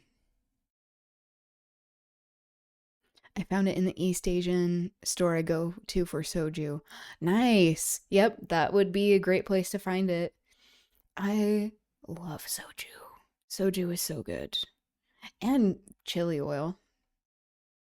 It just provides and what's so nice is you can really measure the amount of spice that you're wanting. It's a spice that I'm oh, I'm built for this. This is what I'm built for. It just more acidic type of spice that often I think is associated with more Red 40 type shit, flaming hot Cheetos and stuff, or some hot sauces in the US particularly where it's buffalo sauce. I have a harder time with that spice where I get acid reflux, but when it comes to more Asian spice, of course Southeast Asian spice, built for that. Yeah, or Mexican spice, Latin American spice I can handle when it's peppers. But when it's more acidic, I struggle. Sichuan chili oil. Yeah, that's also good. I wonder if they have it at that same store. And I would everyone hope so. needs to be able to have a sustainable source of life. And that is not being addressed here as it's not being addressed in so many other places. Well, we have only about a minute left, but I wanted to ask you about the Trump administration and the U.S. interest in Bolivia. What does the U.S. want from Bolivia? Well, the U.S. on very different, many levels was very unhappy with the expulsion of the U.S. ambassador, the expulsion of the DEA in 2008, and the end of all U.S. funding in 2013. And their claim was that Bolivia would become a narco state, that things would fall apart. And what we saw is that actually things in Bolivia got better. It's the threat of a good example. And, it's very clear. When you speak to U.S. diplomats, I would imagine so. I feel Sichuan is pretty common on the part of the DEA, on the part of the Trump administration. But also it depends on where you are, what people have access to. There's an obsessive focus on punishing the left instead of engaging with them or governing responsibly. We're going to leave it there. We're going to do an interview in Spanish, and you can check it out at democracynow.org. Catherine Lederber, Director of Andean Information Network at Cochabamba, Bolivia. And a very happy birthday to Angie Karen. That does it for our show. That also sounds very good. Honestly, having groceries, and this is the conflict always that we're in living in modern times of do I have the time to go grocery shopping sometimes? I mean, especially with working such a long fucking shift that you were on versus okay, what is the cost benefit literally of time spent and money spent to actually not be working all the time and out and about. But yeah, when we personally, like me and my partner, when we've been busy and have ordered groceries, like, I mean, sometimes like they don't always have things that you want and you can't like do the replacements yourself, and it's like cheaper to go where you don't have to pay like delivery fees and stuff. But yeah, it's like hopefully that's going to someone who is needing it, that delivery fee. Often we will like skip the fee on an app and then pay people in cash so that it's not like siphoned from them. That sounds so good. Hope to be in Chengdu. Ooh. That would be cool. I'm headed to Tucson, Arizona today and Saturday to the Loft Cinema. We'll be doing a fundraiser for KXCI in Tucson as the screening of Steal the Story, Please, about Democracy Now! Begins in Tucson, then headed to Phoenix. Yeah, what would you want to do there? I mean, besides on eat Sunday, I'll be some here really in New York great doing a food. Q&A after the screening at the IFC of Steal the Story, Please. Next weekend in Tampa and in Miami. And the following weekend, we'll be going through Vermont, from Montpelier to Burlington to Brattleboro and beyond, then to Sheffield. Okay. So it looks like they're still having the Steal the Story showings. Like, I know we were talking about this in a different stream, Linton, but like the only one that's in Utah is in Park City, and that's where there are like all of these like rich fucks that buy up all the tickets and stuff. It's like, this isn't even for you. Why is this being played here? But okay. Interesting. Okay. So I saw this video just moving along with world news. This is by TRT World, that Israel seizes control of Palestinian archaeological sites. And this is not getting as much coverage. Also, it just is kind of this thing, like with this occupation and ongoing genocide and ethnic cleansing, it just is something that people are like, oh yeah, that's just happening. And it can't be normalized in that way. That is what allows it to continue without any sort of like resistance. I mean, as we were talking about earlier with all of these counter protests that are happening in the UK, like, and in the US as well, when it comes to actually advocating for Palestinian liberation, it just is being suppressed more and more, any type of speaking out against what is going on. That should go to show, like, how people are on the right side of history.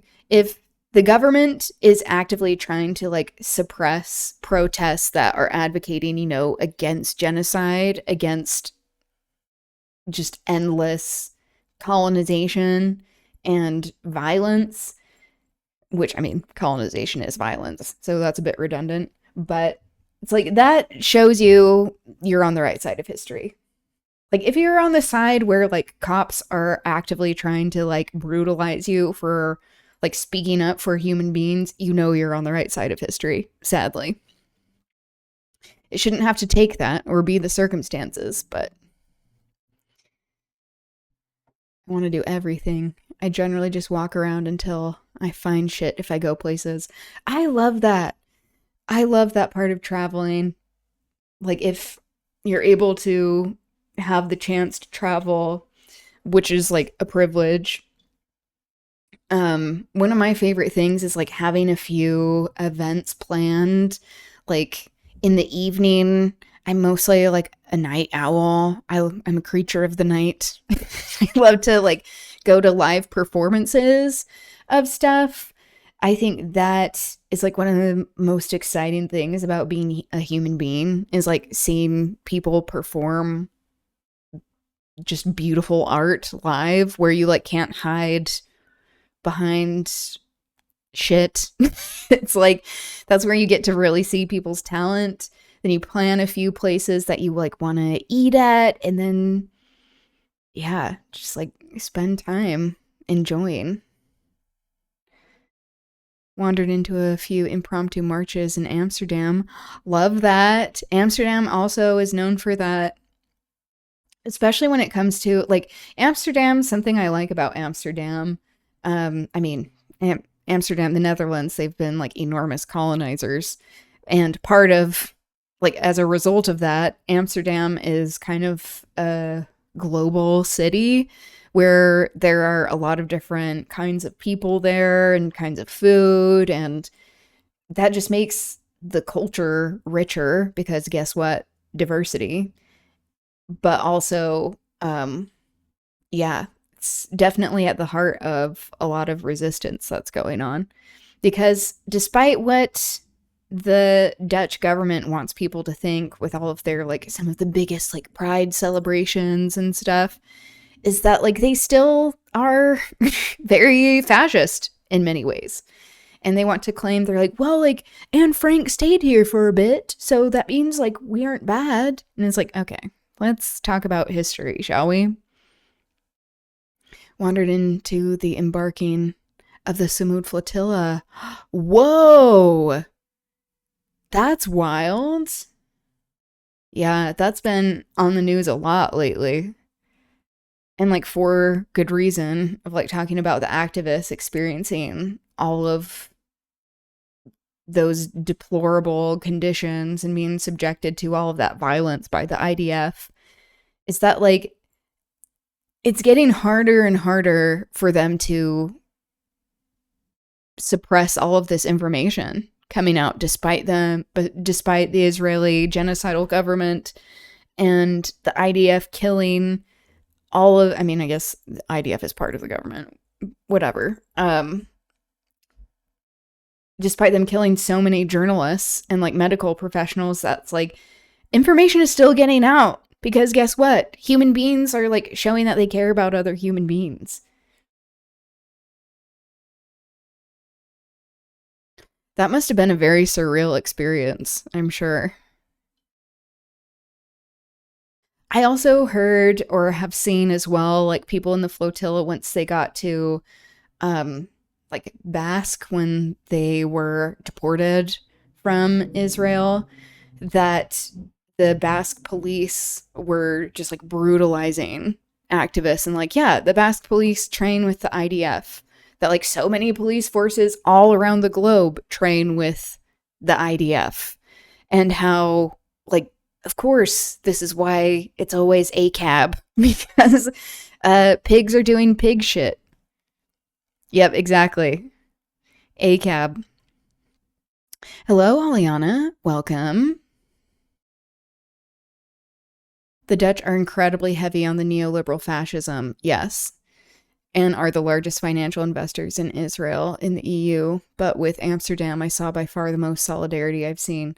Yeah, and that's also something, like, that I, like, as I've been able to, like, travel to different places, is, like, us everyday people in the working class, like, we understand what's going on.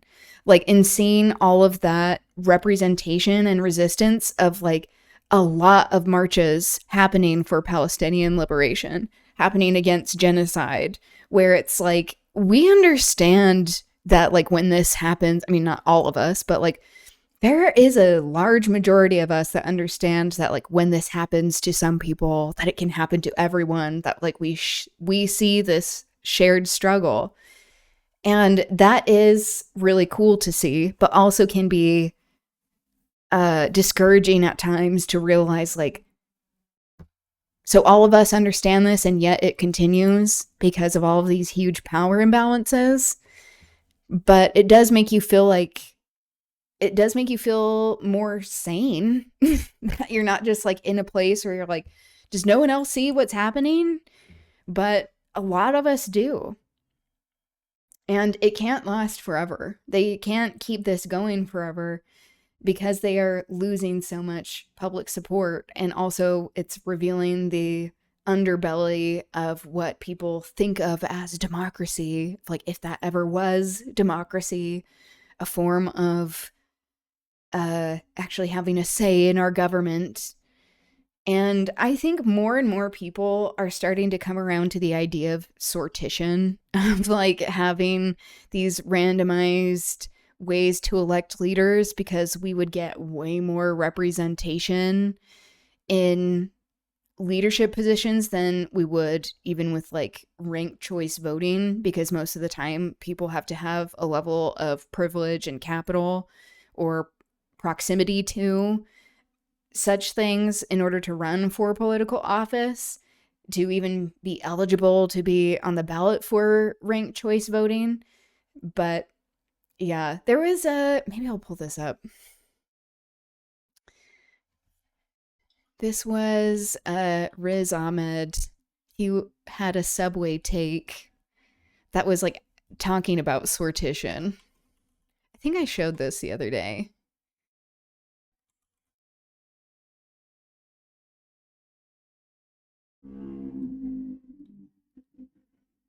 Okay, here we go.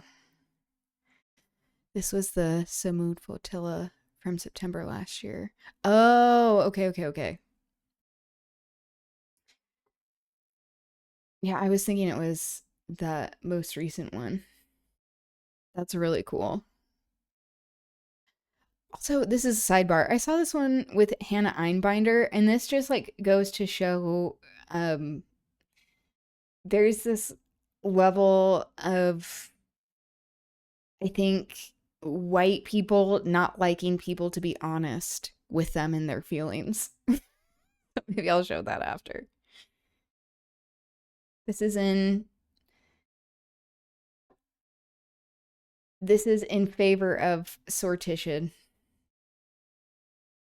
So what's your take? We need to stop having all elections of any kind, and we need to choose all of our politicians and leaders through a completely randomized lottery system. 100% disagree. That's Why? one of the worst ideas I've ever heard in my life. I'm genuinely shocked that you're saying that. I'm shocked that you're saying this. What's bad about it? He is always dressed so well. Also, the Daisy representation. Well, first of all, no one really votes that much anymore. Do you know what I mean? Turnout is pretty low. True. And second of all, what are you afraid of if you do that? That we might get bad politicians? Yes, that is what I'm afraid of. Okay, yeah, right. You see how stupid it is? But then it's lessening the likelihood that they actually have any sort of affiliation with corporate powers and capitalists that are placing them in positions to be puppets. That it's just everyday people. I am definitely coming around to this idea. But I mean, if we were able to have more of like this like communal communist idea of having people have more direct democracy in their communities, like that would be ideal. But yeah, who's to say if that will be a possibility in the future? There's this one old guy who I've seen on 3 separate trips sat in Dam Square in Amsterdam with his mobility scooter adorned with Palestine flags. Damn. Speaking of damn, I love that. It's like, and that's where I think also seeing the people who are at marches in resistance movements like this, it makes me less prejudiced against boomers. I can give boomers a hard time, and that's like not without reason at times, especially like people in the US, like white boomers specifically, who are able to benefit from New Deal policies and the exclusion of non-white people, especially people who were designated as non-white, like who are now considered white, like Irish people and Italian people.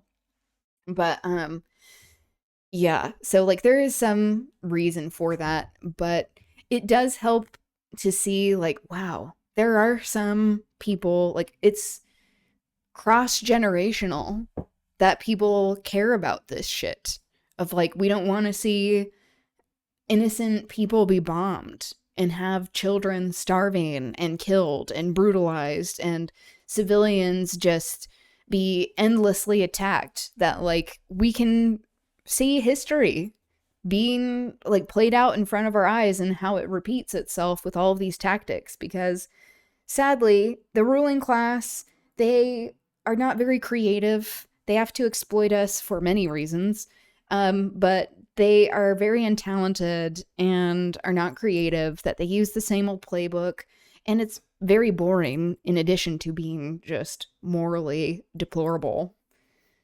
But that's really cool to see that. It definitely gives you hope.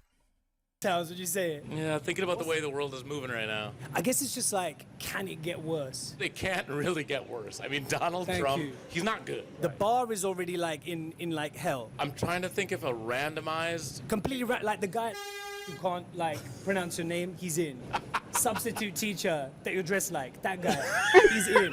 Your uncle. Farouk? Yeah, man, Farouk, bro. Because I figure like, really the politicians, all they're doing is they're trying to come to an agreement. Yeah. And a lot of the time that's about common sense. And this way, you wouldn't have political parties anymore. You wouldn't have like campaign finance. True. That would save a lot of time and money. So we get rid of all of that. Okay, so you're a little bit changing my mind here because... Okay. I don't know about that. Sure, could be better, but it's also likely that the people picked would be corrupted by capital. True. Yeah, so like it wouldn't have to... The mechanism of choosing people, like that can be problematic in and of itself, but like what you are highlighting, unless these structures and systems are fundamentally changed and broken down in many ways, like it's going to have a lot of the same end result. Okay, yes. Right now we have people that want to be politicians because they want power. Yes. But a random bodega guy, he just wants to get out of it. All he wants is to go back to the bodega. Think about like jury duty, right? Yeah. You just gotta do it. Like nobody wants to do it. Now, anyone who wants to do... Unless there was a whole lot of grassroots organizing and education of the masses. Yes, right. Exactly. Yes, exactly. So it's like the system has to fundamentally change in order for it to be better. But then also it's like it still has to fundamentally change in order for it to be better under electoralism as well. I mean, like, yeah, that doesn't mean I'm like anti-electoralism, but I think it also provides, it has been the smokescreen for choice so much of the time where people are like, oh, I have the illusion of free will. And it's like, oh, actually, our leaders are going to just do what they do. And in order to get to that place, most of the time they have proximity to capital to begin with. Unless there was a whole, yeah.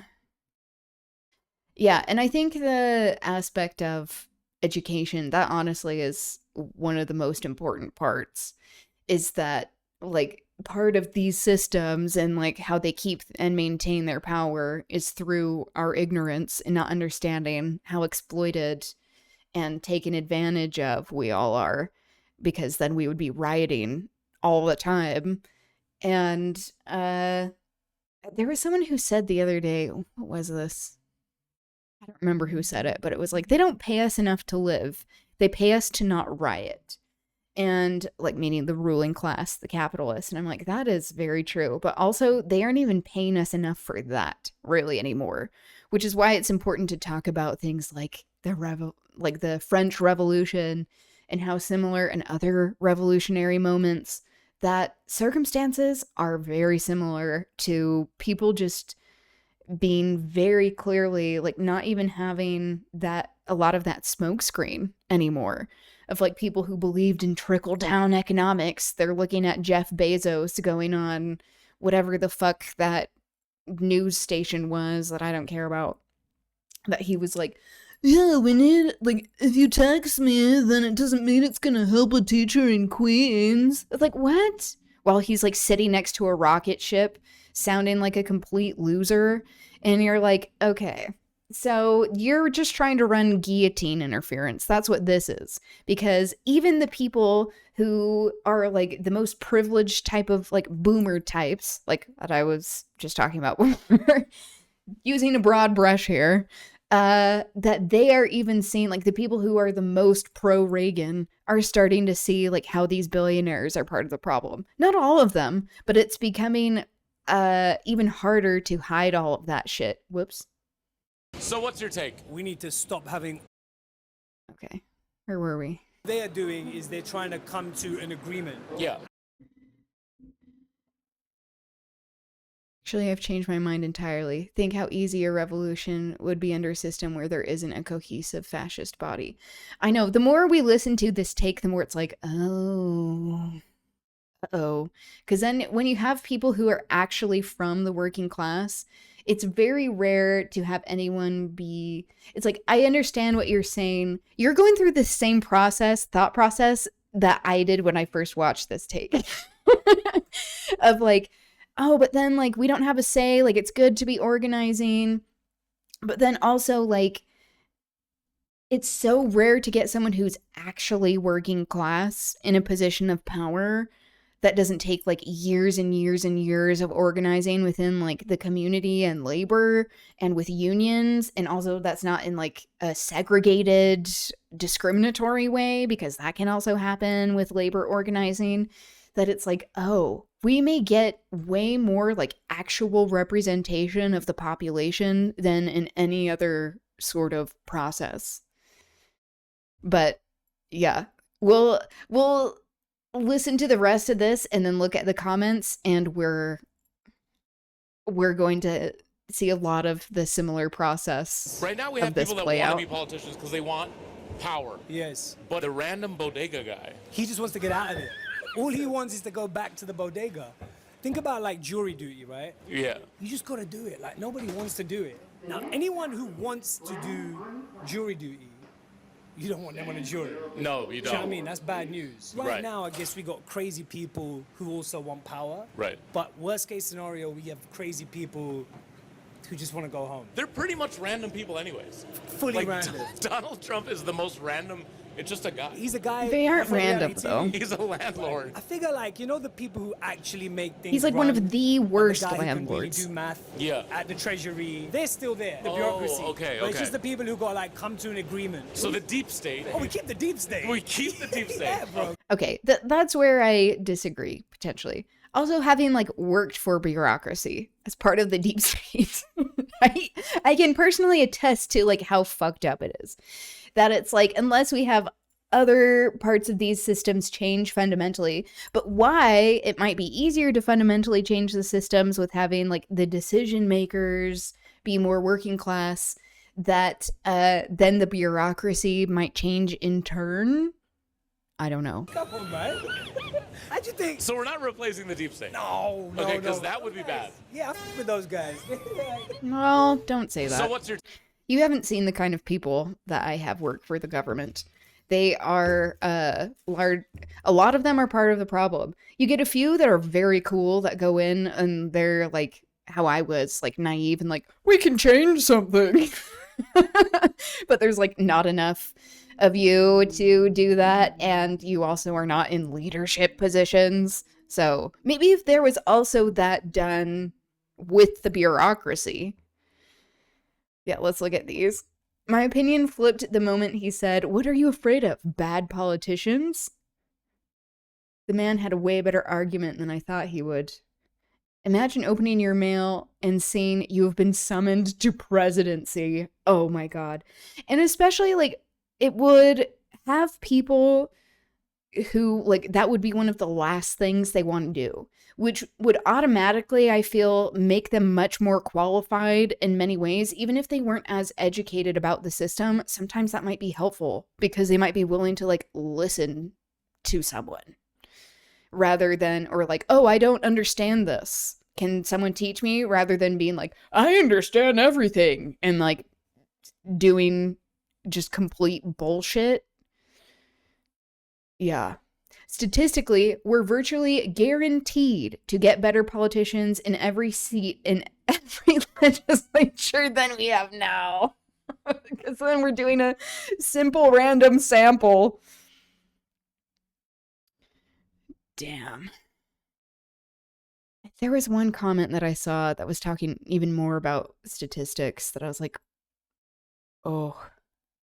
I've never personally gone from 100% disagree to 100% agree faster. I was thinking, well, what if you get someone who has no idea how the Constitution works, but we've clearly got that guy in office already? Yeah, because right now we have people who are dumb, like they're uneducated and bigoted, and they also have like connections and power and money. So they like have the ability to cause harm even when they aren't in these positions of power.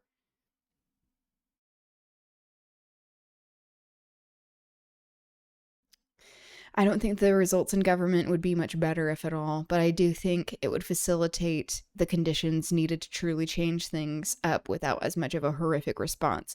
Yes, I think, yeah, the ability to actually overthrow a harmful government would be much easier because they don't have that sort of class solidarity. In the eyes of the general person, I worry that when they turn to ask someone, it would just be the exact same status quo people in control now. I know. Fun fact, in ancient Athens, they used to do this. True, but also didn't mean that they had representation that was helpful. They were still part of this empire. But, like, to the point here, you would be way more likely to get someone who wanted to do good for humanity, I think, than the people we have now. And that doesn't mean that, like, they wouldn't be bought, like what you were saying, Linton, that they still can't be corrupt or corrupted by the system. Having people in power who don't want power is actually a pretty solid idea. Oh, this is the one that I saw. There was actually a study about this. A random sample of individuals came up with better policy collectively than a sample of policy experts. That was something that I read that I was like, okay, I want to see what this study is, because that's also swaying me.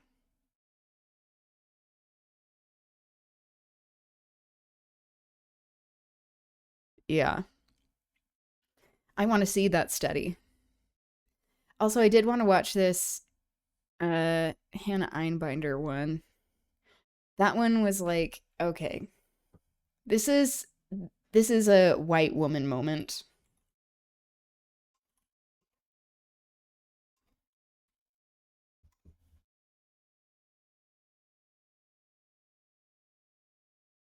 I love her anti-Zionism, speaking out for Palestinian liberation against ICE. But she has some wrong takes here. That I just am gonna say that. If I say nice to meet you, and you say we've met, that is a violent act against me. 100%. This is someone I feel like who has not been on the receiving end of discriminatory violence. Because then you might be talking about this different way.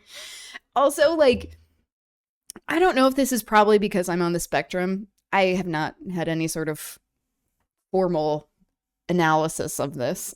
But, like, if I've met you and I say nice to meet you, I would rather know. I would rather know where we've met. Because, like, I don't want to be an asshole and be like, it's okay. It's understood that you won't remember everyone. And I know that she's probably coming from the perspective of, if you're a famous person, it's much harder to remember all of the people that you have met. But that also is like kind of this like annoying, like condescending thing. Like, if I've met someone, like whether you're famous or not, like, don't you want to know where you've met? I don't know. It could just turn into a Stanford prison experiment-esque situation. True, yeah. However, it fundamentally no different to how it is already. Exactly. It's like, it would be something different that could potentially be better. I don't know if it could get worse, is the thing, is what is sad. Is that it could just be the same or potentially get slightly better for like revolutionary end results. And so I think that's where a lot of like where I come around to it is like, even if you have people who aren't as harmful in these positions of power, it still doesn't mean that they aren't going to act in harmful ways, because the system that they are acting within is inherently harmful and exploitative and creating these hierarchies that disempower people. But yeah, I think that's a good way of putting it. It could be like the Stanford prison experiment. And it probably would be, let's be honest, because human nature is not that great, especially when like you have these built-in power imbalances that make people believe that like that is the natural way to exist, rather than having an incentive to be like, oh, we need to fundamentally change something. Because I do think like for people who don't want to be politicians, it's like there is a reason why there are some people that don't ever want to leave. Most of them don't ever want to leave because it seems like it's a pretty good gig. They get healthcare, they get a steady paycheck, they get benefits. Like, so they get bribed, you know? Like if you're corrupt. And so I think once people get into that system, they will probably be like, they will assimilate to the class. And be very loath to give up their privileges, because that is what happens when people are able to rarely be class jumpers. And most of the time they just advocate for that class. As we've seen in this shitty book, even though it's like highly impossible even, that someone like Marguerite in this book from the working class would actually be able to marry a nobleman, the richest man in England, even, second to the king, and not actively advocate for the ruling class. She's like, no, I want to belong. Okay. That's tacky and immoral. Okay, so Hannah in this, she keeps saying that, and there are some people in the comments, like there's one person that agrees with her, another person that doesn't. I feel like it's most often like white women that are agreeing with her, that are like, just don't hurt my feelings. I don't care. Like, I would rather know, because like, it's not just about your feelings. What about the person's feelings that you didn't remember them? Like, that's rude. So it's just about you then? And then she also says that it's completely normal to just drink a glass of milk. And she was just like so adamant about it. And she keeps calling him brother. That feels like it's very racialized in a way that's like, I don't know about that. But anyway, this convo was so aggressive. And it's coming from her. She was the aggressive one. And she's the one saying like, don't be aggressive to me. That's an act of violence. And that is very liberal of her to be doing. I think that We've Met From is actually such a nice conversation starter. I agree. It's like, are you just insecure? Like, is someone like intentionally trying to be like rude of like, we've met before, how could you not remember me? And it's like, I can understand why someone's feelings would be hurt. Like, why does it always have to come back to you? And people get happy when they remember not insecure, or at least most people. Yeah, that's what I'm saying. Yeah, Hannah dropping brother more than an 80s wrestler. Yeah, it's concerning. I don't drink milk. I think also because like milk hurts my stomach. I think it hurts most people's stomach. Most humans are like lactose intolerant. Normalize not making me uncomfortable. Honesty is the best policy, though. Exactly. I'm so tired of catering for someone that doesn't even remember meeting me before. Exactly. It's like that. I think that goes to show that she has not been the person who has not been remembered. She has been on the other side of it, which also is like this power thing, as we're talking about a power imbalance, which comes with being famous, rather than being like, oh, you don't remember me? Cool. I'm a human being, and you somehow think it's like acceptable because you're famous to not remember anyone. Actually, this take made me realize that I need to start telling people if we've met before. What's wrong with stating a fact? That's fine too. You're embarrassing me for not remembering you. Honey, you're embarrassing yourself. That's how I feel. As a huge stoner, I appreciate such reminders. Sometimes it unlocks entire memories. Hello. It's like, it doesn't have to be this like, you're attacking me thing. That feels like it's coming from a very like white woman perspective, but That's just me. I do like her advocacy, Hannah Einbinder. I do think the show Hacks is fun. It's entertaining. So there's that. But there you go. We went on a very roundabout journey to get back to this video. I won't go through too many more of these. I think we'll mostly just cover the global news of what is happening that is not currently being highlighted as much, like what Zach was talking about.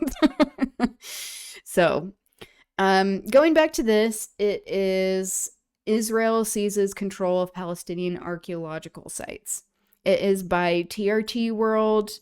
They are a Turkish news outlet. We tend to get more honest reporting as to what is happening with global events, far more than what we are seeing with US outlets. Surprise, surprise. So, let's give this a watch. The Sheikh Shu'ala Heritage Site lies in the Palestinian village of Al-Naqura, south of Nablus. They even have their own captions? That is so inclusive of them. I've been wanting to do that more with my captions, but I'm also like, with how much I upload and the amount of money it takes to do it and time to do it in a way that is human-centered, not just using auto captions, but you actually like have a human create the captions if you weren't creating them yourself.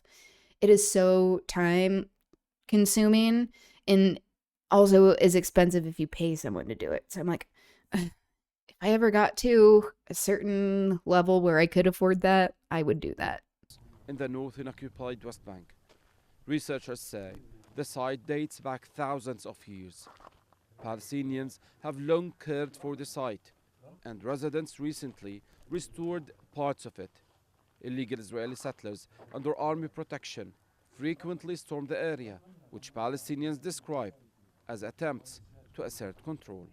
Illegal settlers come almost daily to stop restoration work. Young men stay day and night to protect the site and keep it from being declared abandoned. Residents fear that if this area is seized, others could follow.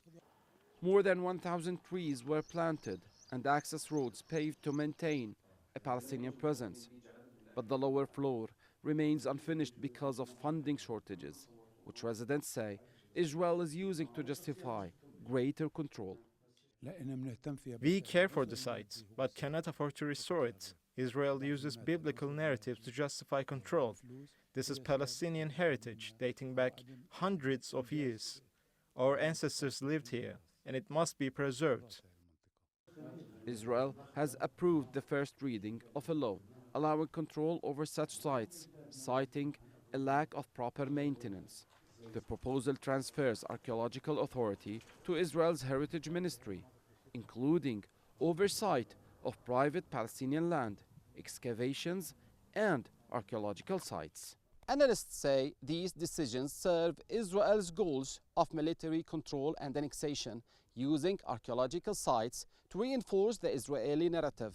Meanwhile, archaeology specialists stress the need for international archaeologists to act as an impartial scientific authority to assess competing narratives based on evidence.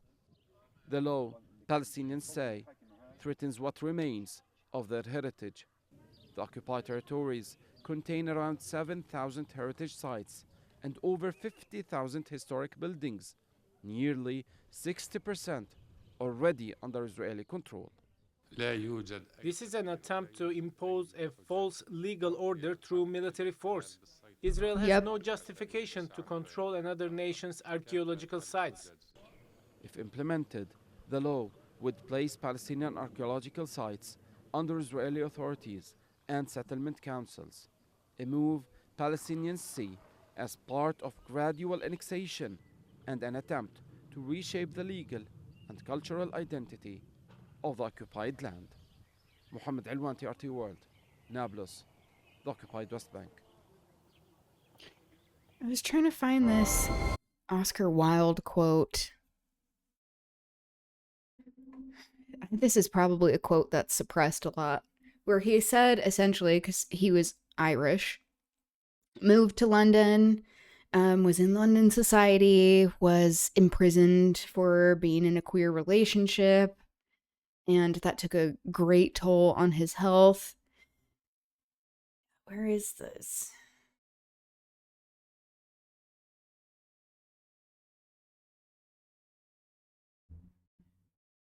He said something about how when there are two cultures that like are clashing, the lesser one always wins.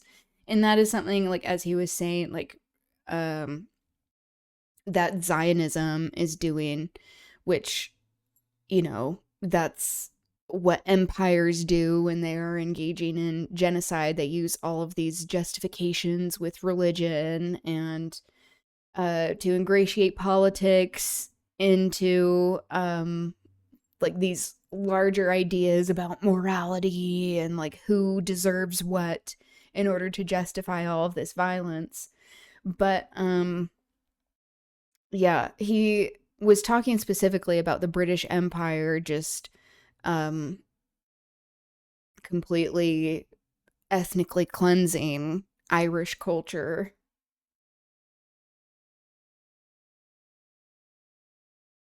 I'll find it. But he has so many great quotes. This isn't to say that he wasn't problematic in many ways, because he was. And also was one who tended to buy into the system. He liked being noticed. He liked being elevated into like the culture and high society, whatever that means, just as like part of the ruling class. But I like this. Art is individualism, and individualism is a disturbing and disintegrating force. Therein lies its immense value, for what it seeks to disturb is monotony of type, slavery of custom, tyranny of habit, and the reduction of man to the level of a machine. Yep.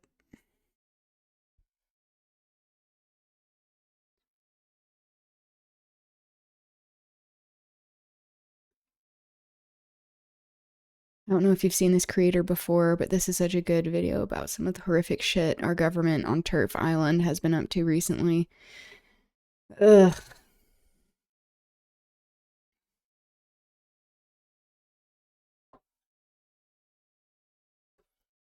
No justice. No, I'm not familiar with this creator. But yeah, Keir Starmer's such shit. Yeah, speaking of like local news, this is a little departure. Kevin O'Leary addresses misinformation on Utah data center. He is currently on doing damage control for his bullshit that he's up to in Utah, trying to create a data center that will use up more than 4 times the amount of energy that Utah uses on average per year. New chair. But yeah, that's a separate thing. I'll go over that tomorrow. New chair in Scotland linked to anti-abortion dark money groups. Oh, I've seen this. I did see this. Where it's like, it's all connected. How we talk about collective liberation and how anti-transness is really about patriarchy, which is there to justify gender binary, to create hierarchies of human dignity, which is why it also is important to be talking about how patriarchy is interested in obliterating gender expansiveness, because then it eliminates these other references to societies and actually embracing gender expansiveness where patriarchy is not centered, where maleness is not centered, where even gender expansiveness can be viewed as holy, even. They appointed a transphobe to the Equality and Human Rights Commission. Oh my god, of course they did.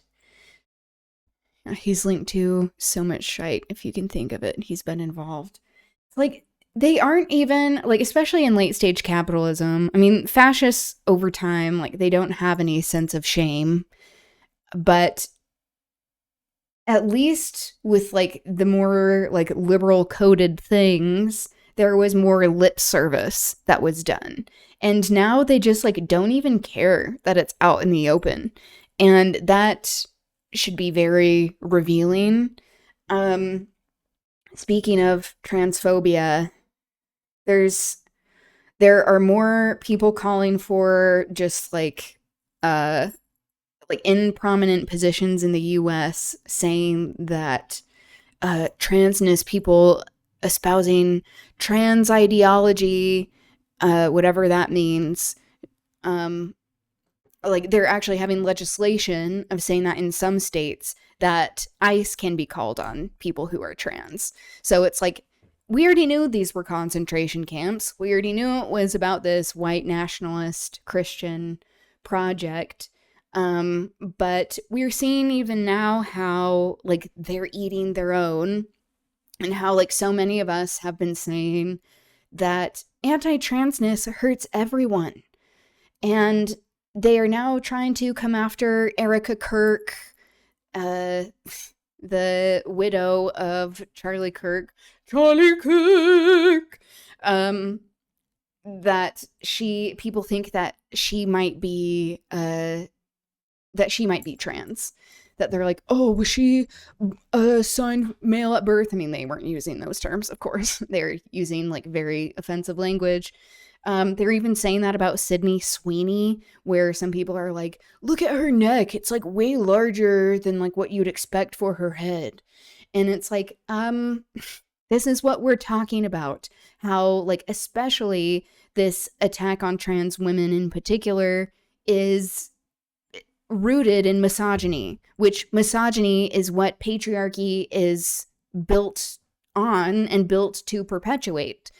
And how this is a larger commentary on these ideas. It's not just about like feminism. It is, which, I mean, we should be talking about, like, we can't have true feminism and liberation for women if we aren't talking about gender expansiveness and breaking down the gender binary, where people are just so into this idea of like, oh, this is what it means to be male, this is what it means to be female, and that like there is this invisibilization that happens to gender expansive people, non-binary people, even in queer spaces. Like, I have heard from many a gay man be like, oh, these like non-binary people and their pronouns.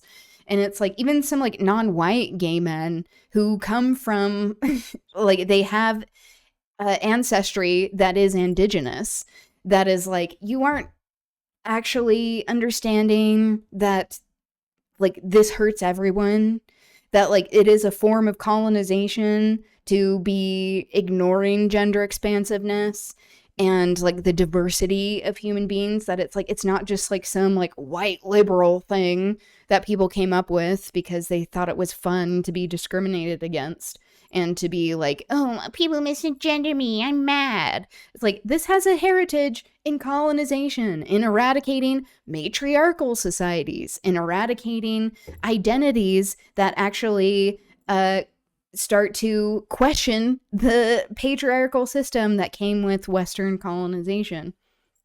So we see how it's all connected, because people want to say, like, dictate what is male and female, and it's a constantly moving goalpost. So, like Erica Kirk and Sydney Sweeney used to be like the queens of MAGA and white Christian nationalism of like ideal beauty, that it is constantly a moving goalpost, that especially as fascism gets stronger, as they are showing even more disdain and hatred towards women, that it hurts them as well, because it's a tool for control. It's not about them being like, oh, we love them because they're beautiful. It's like, no, we love them because they align with our ideas, and we don't like if they're getting too much power. We don't like if they are using their voices for things, so we have to assert our dominance over them. I saw some IG creators were contacted by the FBI for spreading radical gender ideology. Yeah, exactly. As a cis man, I've been told I'll never be a woman once. Not to compare to what trans people go through every day, but yeah, transphobia really will come for everyone. Yeah, I mean, sorry to laugh at that. I'll never be a woman. Yeah, where it's like, what does that even mean? What do you even mean by woman? And this is where you see as well some people who probably were especially these TERFs, these transphobes who are in positions of power. Some of the biggest transphobes were probably referred to in transphobic ways growing up, like as a way to bully them, that they become the biggest bullies of it. Like Marjorie Taylor Greene, like Nancy Mace, like J.K. Rowling and shit, like Ben Shapiro, people who are not like neatly falling into these ideas of what is feminine and what is masculine, because like what the fuck does that even mean? That they then are like, oh, like this is my Ben Shapiro voice, like I must step on the necks of other people in order to feel like I am superior.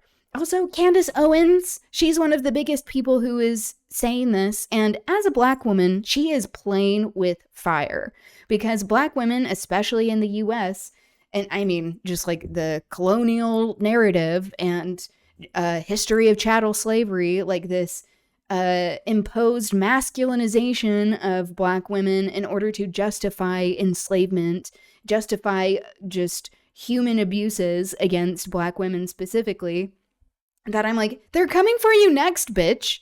If you think that you're controlling this narrative, it is only for so long.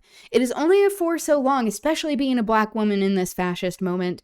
They are going to come for you. They already are. So like, why do you think that like you are going to be excluded? But this is what privilege does. God forbid hair grows. Exactly. Yeah, this idea as well of like facial hair only being for men, and it's like women, like cis women, constantly are talking about like, oh, my mustache, and it's like, okay, and like, who cares? Why are we so obsessed with this? It's because of the gender binary. They reduce women down to purely physical attributes, so I think it was probably the hair or nails. Yeah, exactly. Ugh. I do want to give this the time it deserves. I have been ranting for a while, but this is something, maybe we'll watch this tomorrow. Yeah, because I definitely want to show amazing queer creators some love. I do not feel safe in this country. Yeah, I feel like an American who isn't MAGA at the moment. Yep. Labor wants us to believe that they're the only way to stop reform when they are practically the same as reform. Yep. This is neoliberal fascism. The only difference is their leader is more boring than reforms, but they're both as corrupt, sociopathic liars as each other. Yeah, it's so wild, like how similar all of this evilness is. And again, it just is not creative. It just is the same thing being trotted out year after year, century after century, with all of these idiotic arguments. Yeah, and this is part of the problem of like, and part of patriarchy of like reducing women to just physical attributes, which goes to show like this supposed loneliness epidemic of men around the world. I'm like, you know what that is? That's just patriarchy and late stage capitalism, and telling them that they can't be happy in their own skin, that they aren't male enough, whatever the fuck that means, because it's a constantly moving goalpost and can be bought, that if they aren't like constantly gambling on DraftKings or whatever the fuck and like joining ICE and like these fascist paramilitaries, that they aren't male enough. But also how they are taught to hate women, to only view women as objects, which is like an extremely like, not only is that like just the definition of dehumanization to women, but it also makes them lonely, feeling like they can't have equal partnership, which is why they sound so fucking gay all the time, which like, hi, I am, you know, like, love that if they are going to be honest about it. Like, just be honest. Like, if you want to like suck some dick, then just do it. But like, don't try to demonize other people for doing it. But like how it makes sense, like people are like, with the rise of Nick Fuentes, how does that make sense? It makes sense because he's being tokenized. It makes sense also because there's this kind of like Roman idea of like, you're more manly if you're with a man, but it's not gay in like a homo femme way, it's gay in like a mask way. So it's like mask for mask, like that toxicity that exists, where it's like this idea of like constantly having a reverence for masculinity that is very queer in many ways. Male loneliness is so pathetic. There's such entitlement. Yeah, of like, oh, I don't want women. They're like so rude to me. Like, and there are so many hate crimes that are rising and like domestic violence rising against women all over, which is what happens in history when fascist movements are on the rise. And how like these are the same people that are talking about like, I'm pro-life, but in reality, like particularly in the US, the highest cause for death of pregnant people is interpartner violence and like familial violence. So like it's not even pregnancy complications, despite the abhorrent healthcare system that we have, that it is just about control. That it's like, okay, so these people who claim to be pro-life, pro-family, whatever the fuck that means, that they are killing their families. They're killing their partners. So them saying that their partner who is like killing a fetus, a zygote, that they are actually killing two lives if you're wanting to take that perspective. So, but it's just about control. That's what it always has been. It just is like so embarrassing, like what you're saying. It's pathetic to be like, oh, I'm so sad. I want women. They won't date me, but I don't want to be nice to them and I don't want to treat them like a person. And then they get mad when I don't. And so then I have to kill them. That's like, what? How does any of this make sense? And it doesn't, which is how you know it's all about like these power structures that also hurt them. Ugh.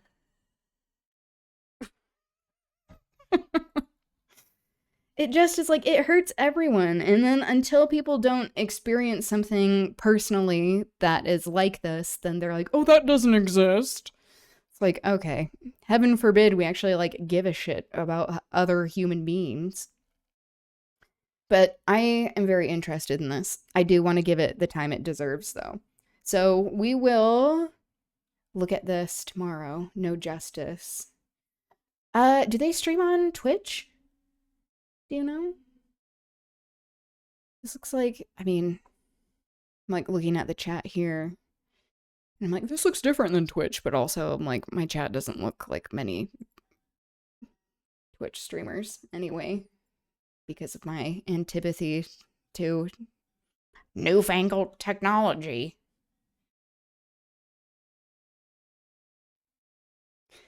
Then they come out with the misandry talking points when it's just people with self-preservation not wanting to be brutalized by people spewing the talking points. They're on Twitch and YouTube. Oh, okay, amazing. Yeah, exactly. Where it's like, oh, I don't want to be killed by a partner. And they're like, how can you be so sexist against men? Like, oh, so now you're admitting that sexism exists?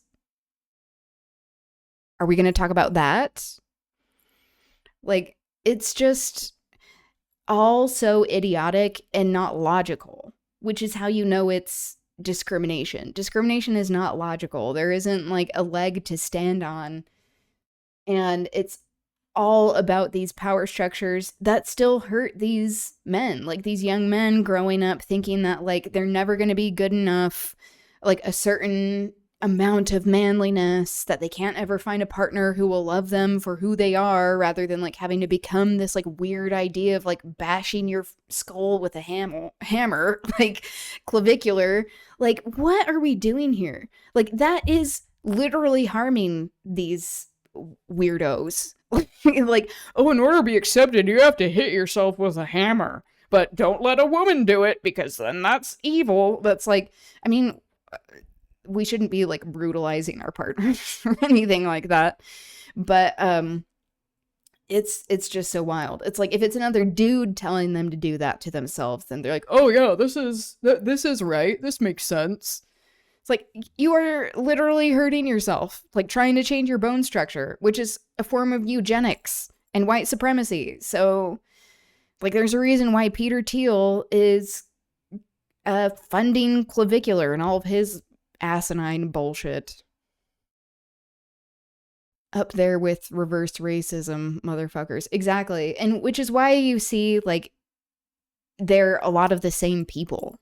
And, like, even if they aren't, that, like, there's so much, like, interchange with these ideas and, like, the idiocy that's involved, or, like, lack of any sort of, like, logical response that's based in, like, human dignity. It's just, like, what are we doing here? People are just, like, so dumb intentionally by, like, our governments not educating us because they want to maintain these power structures and not have us be smart enough and learn about history so we can resist their bullshit. But yeah, it just is wild.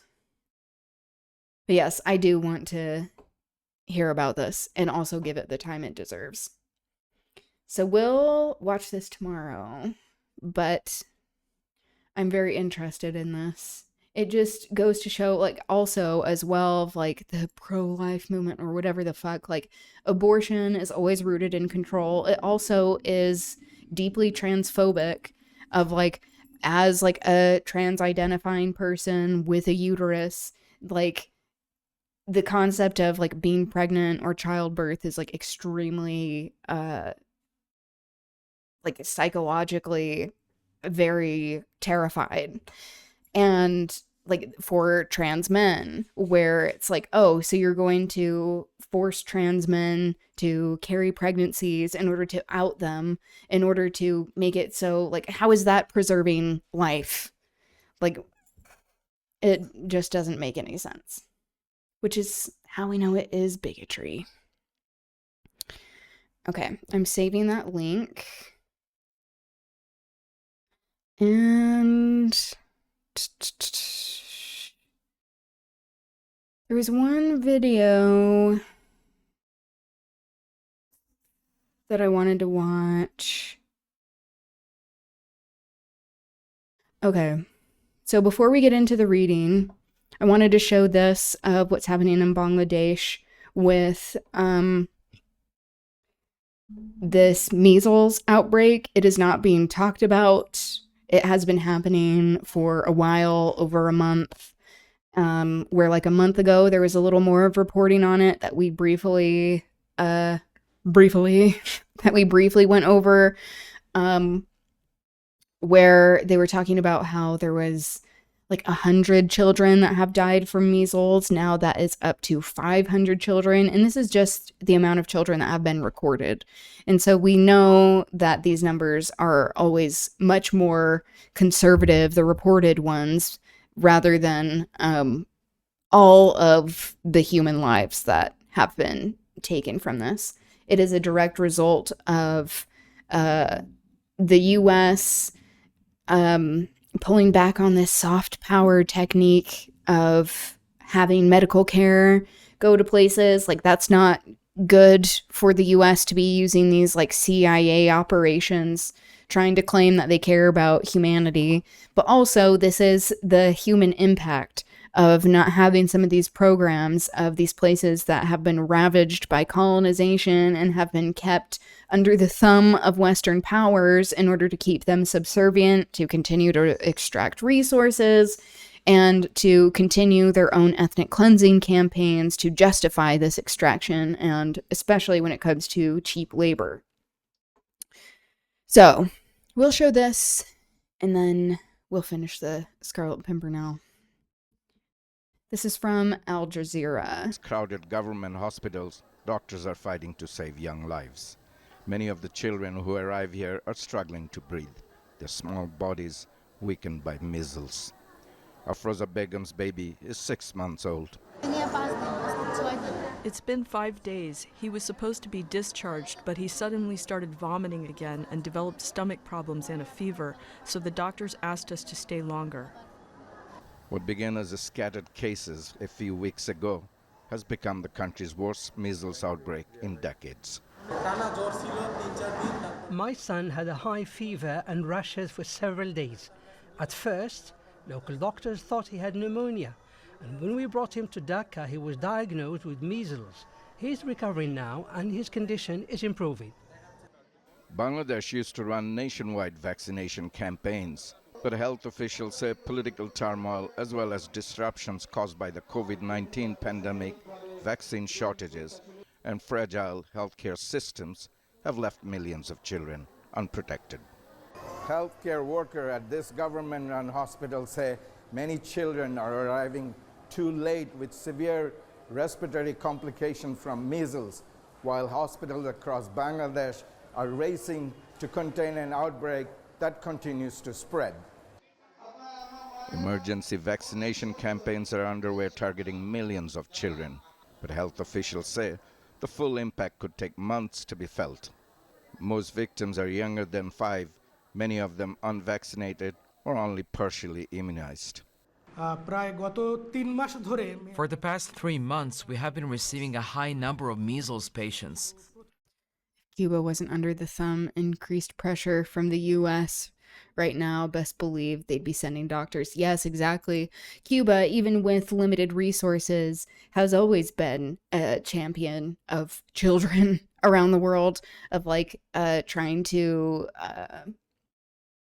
working Che Guevara, working with Lumumba in having liberation for the Congo, where this shows how people can understand a shared humanity. Change my wording midway. That's okay. I know what you were trying to say. Now I got that you. more government and private hospitals are treating measles cases, the pressure on this hospital has started to ease slightly. For anxious parents, measles is no longer a disease of the past, but a growing fear in hospital wards across the country. Tanvir Chaudhary, Al Jazeera, Dhaka. Tanvir? I don't know if you're still here. Tanvir representation. But yeah, this is, to be clear, RFK Jr., that conspiracy theorist and idiot, this is the intended consequences of all of this conspiracy theory. Also, Elon Musk, eliminating all of these USAID programs. This is the intended consequence. It is about ethnic cleansing and a form of genocide, where this is the continuation of what has been happening in Bangladesh, where we're seeing now Marco Rubio, he is in India. Did he just get back? He was in India at some point trying to get wealthy Indian businessmen to move to the US, which, they'll be discriminated against. But of course, they're from Brahmin families, and how India also benefits, or the nationalist party of India that is in charge right now, Modi's party, that they are wanting this to happen to Bangladesh, to be weakened, because they are part of their own religious nationalist campaign, trying to always have Bangladesh be subservient and demonized, particularly because there are many people there who are Muslim, and how this is part of the larger complex of this idea of the fascists supporting one another and saying that okay, well, if you help us here, then we'll help you there.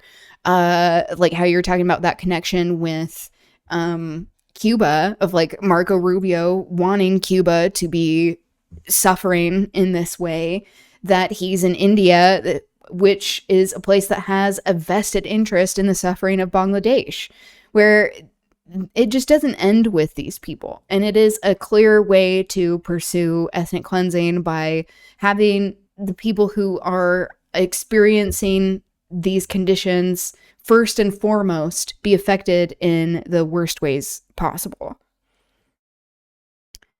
The first thing that comes up on Google's SEO when you search about Cuba's medical missions is the US Gov coverage.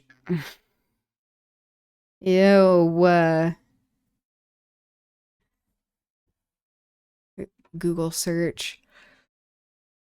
Yeah, they're working overtime with the censorship. There's also a reason why all of these technoligarchs were funding Trump's campaign, that they are like the people at Google who are also funding genocides.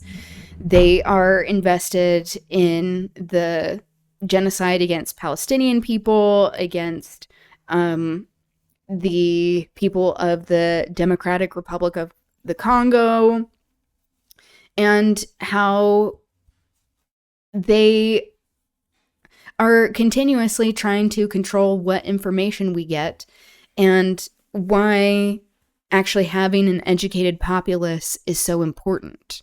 They see that when people are learning about these atrocities, that they're rightfully very upset.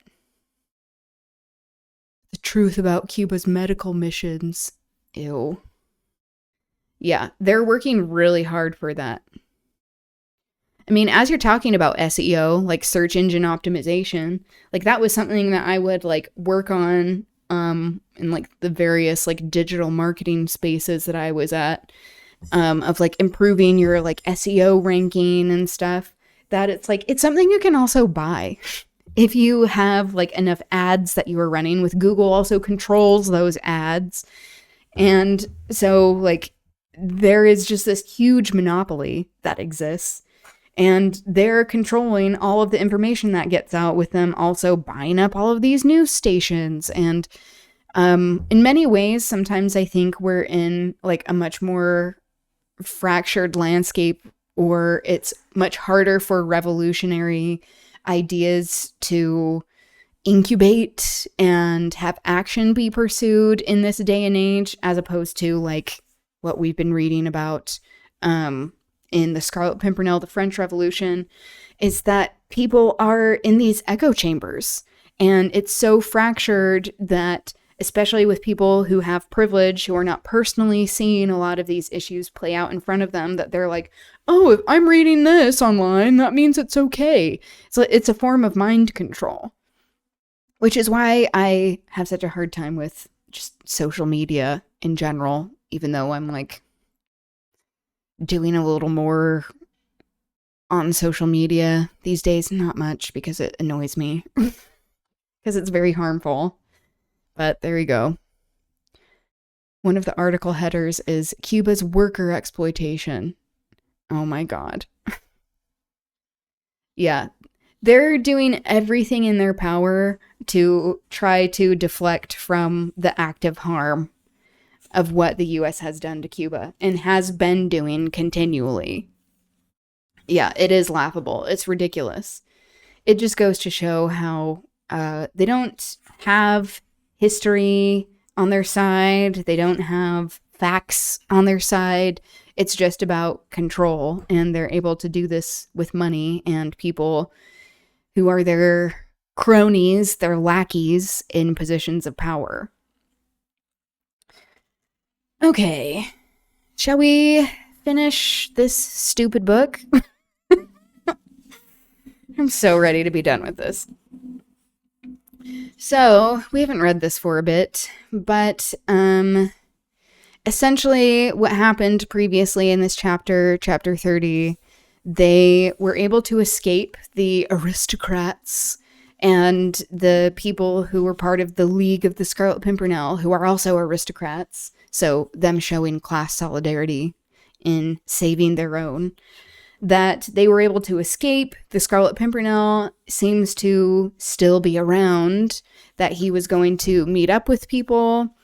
And they're just very intent on finding him. But also, we're going to get into more anti-Semitic references. So we'll call that out when we get to it. And this is like good old-fashioned, not good, obviously, like old-fashioned anti-Semitism. And we have to be clear about anti-Semitism not being anti-Zionism. And advocating for Palestinian liberation is not being anti-Semitic. So, it's using these very racialized and degrading stereotypes for Jewish people, like Baroness Orsi gets into with this book.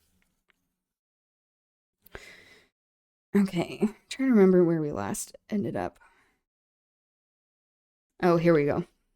I'll reread this paragraph, and then we'll get into the rest of it.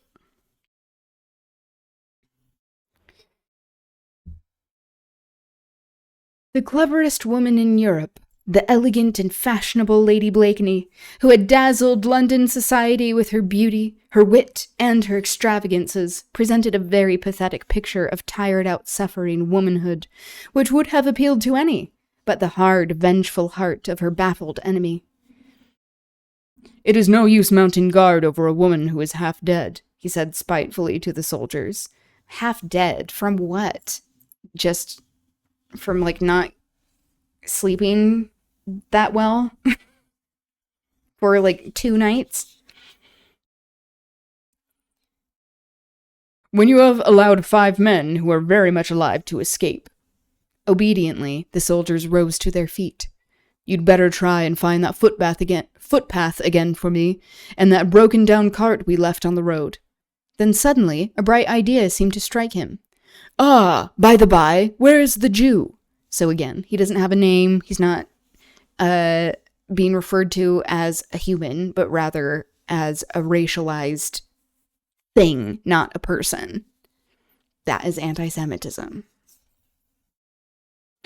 "Close by here, citoyen," said Degas. "I gagged him and tied his legs together as you commanded." From the immediate vicinity, a plaintive moan reached Chauvelin's ears. He followed his secretary, who led the way to the other side of the hut, where, fallen into an absolute heap of dejection, with his legs tightly pinioned together and his mouth gagged, lay the unfortunate descendant of Israel. Okay. So also just saying that he's like a descendant of Israel rather than like this made-up land, rather than talking the nation state thereof, rather than talking about the larger land that was Palestine, like completely ignoring that. We see there is this larger Zionist lean, and how even within like advocating for this type of Zionism, it is also being very degrading against someone who is Jewish. So like people who, like, as we have seen, like after World War II, especially, and I mean like before World War II with colonization, that there is this idea of fascists somehow being like, oh, we're on the side of this, of like trying to claim that they aren't anti-Semitic while like engaging in like deeply anti-Semitic behavior.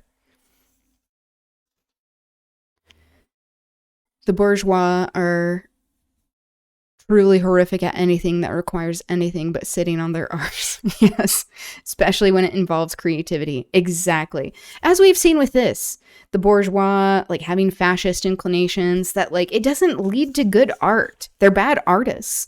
They are not good at creating anything original because they aren't interested in that. They aren't interested in diversity or like valuing human beings. So it's just like this very incestuous, like boring sameness, like as we talked about with The Giver. His face in the silvery light of the moon looked positively ghastly with terror. His eyes were wide open and almost glassy, and his whole body was trembling as if with ague. While a piteous wail escaped his bloodless lips, the rope which had originally been wound round his shoulders and arms had evidently given way, for it lay in a tangle about his body, but he seemed quite unconscious of this, for he had not made the slightest attempt to move from the place where Degas had originally put him, like a terrified chicken which looks upon a line of white chalk drawn on a table as on a string which paralyzes its movements. "Bring the cowardly brute here," commanded Chauvelin, again calling him a coward and a brute. Like, oh, so you aren't calling Marguerite those same things, even though, like, she's passed out from terror? He certainly felt exceedingly vicious, and since he had no reasonable grounds for venting his ill humor on the soldiers, who had but too punctually obeyed his orders. He felt that the son of the despised race would prove an excellent butt. Oh my god. This is anti-Semitism. And also Baroness Orsi trying to claim, like, oh, like, I can recognize him being ill-treated, so that means I'm not anti-Semitic. That's like, no, this is... You are creating this story. You're creating the situation. With true French contempt of the Jew, which has survived the lapse of centuries even to this day, he would not go too near him, but said with biting sarcasm, as if that's, like, exclusive to French society, not to many societies. He would not go too near him, but said with biting sarcasm, as the wretched old man was brought in full light of the moon by the two soldiers, I suppose now that being a Jew, you have a good memory for bargains. Oh my god. Even, like, reading this stuff is, like...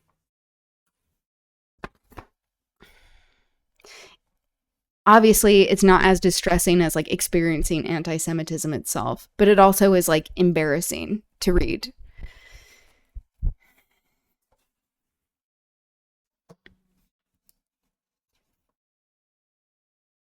Answer, he again commanded, as the Jew with trembling lips seemed too frightened to speak, again somehow claiming that, like, fear, like, having fear is associated with being cowardly, and also being Jewish, which is anti-Semitism. Also this generalization of saying, like, all he cares about is bargains and money, despite not recognizing the circumstances that the aristocrats, like Baroness Orsi, imposed on people who were in the working class, but people who were also Jewish, who experienced even more marginalization and restrictions as to what kind of work they could do, and that they were further impoverished because of this racialization that they experienced from a systemic level.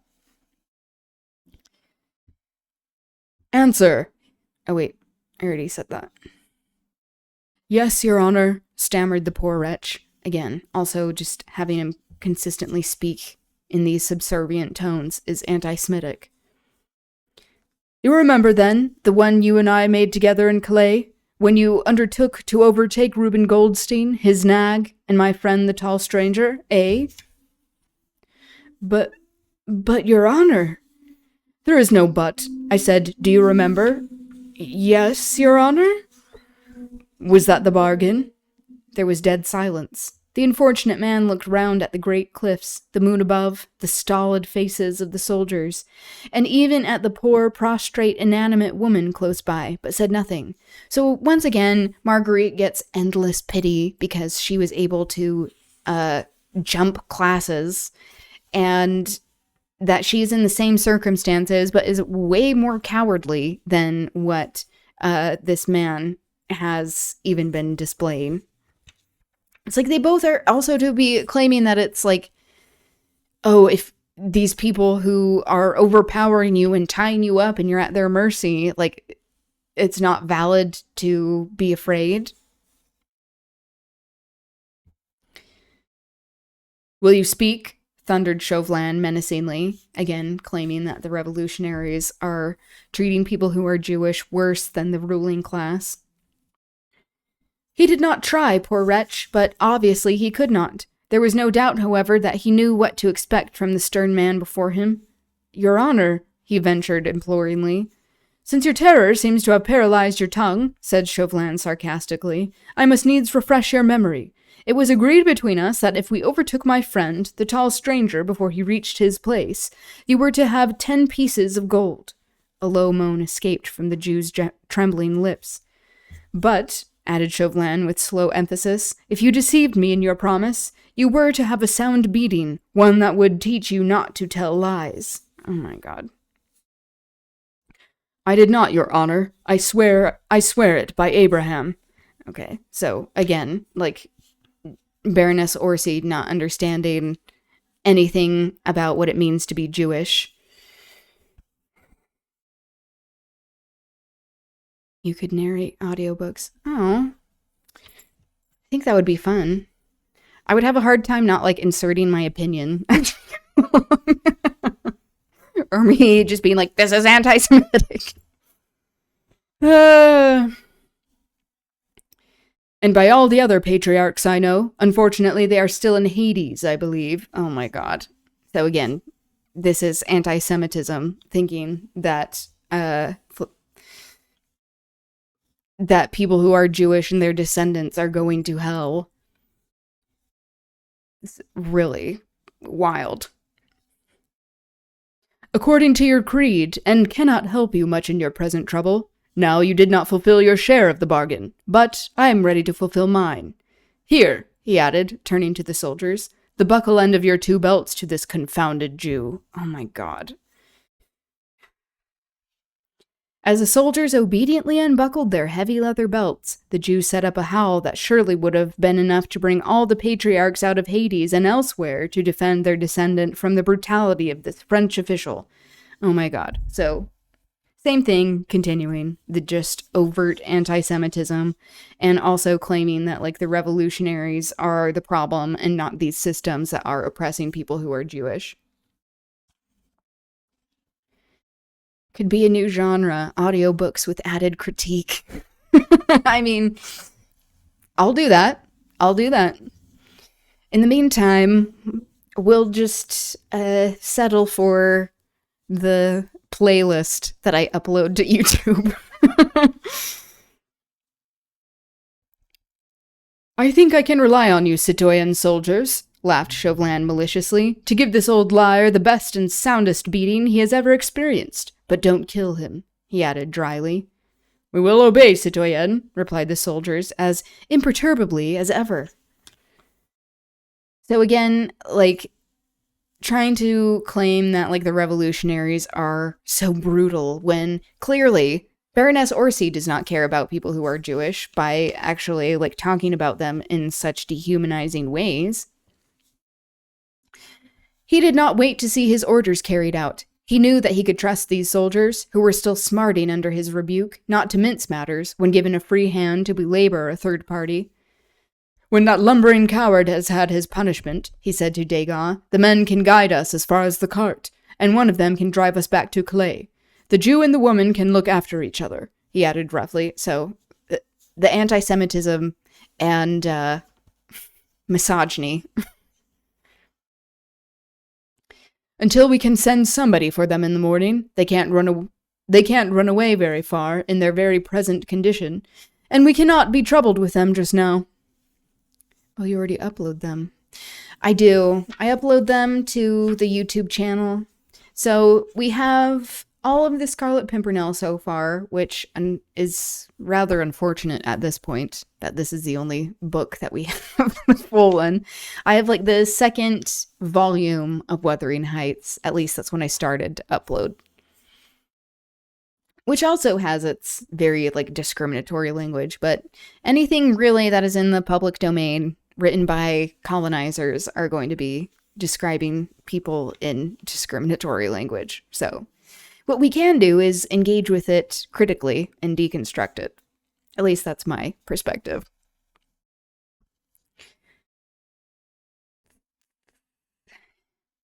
Chauvelin had not given up all hope. His men, he knew, were spurred on by the hope of the reward.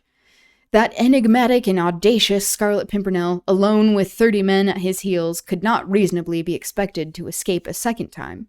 But he felt less sure now. The Englishman's audacity had baffled him once, whilst the wooden-headed stupidity of the soldiers... So he's blaming his soldiers and not himself. Claiming that, like, a revolution... Not to say that all revolutionaries, like, can't be selfless or selfish, you know, but, like... If you are rising in the ranks, like, there tends to be more respect, hopefully, in revolutionary movements that is gained because you care about the people that you are leading. That's not always the case, but there you go.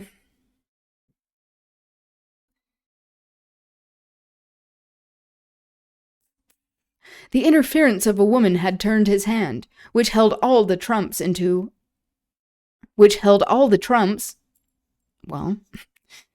a losing one. Well, if Marguerite had not taken up his time if the soldiers had had a grain of intelligence. If, it was a long if, and Chauvelin stood for a moment quite still and enrolled 30-odd people in one long, overwhelming anathema.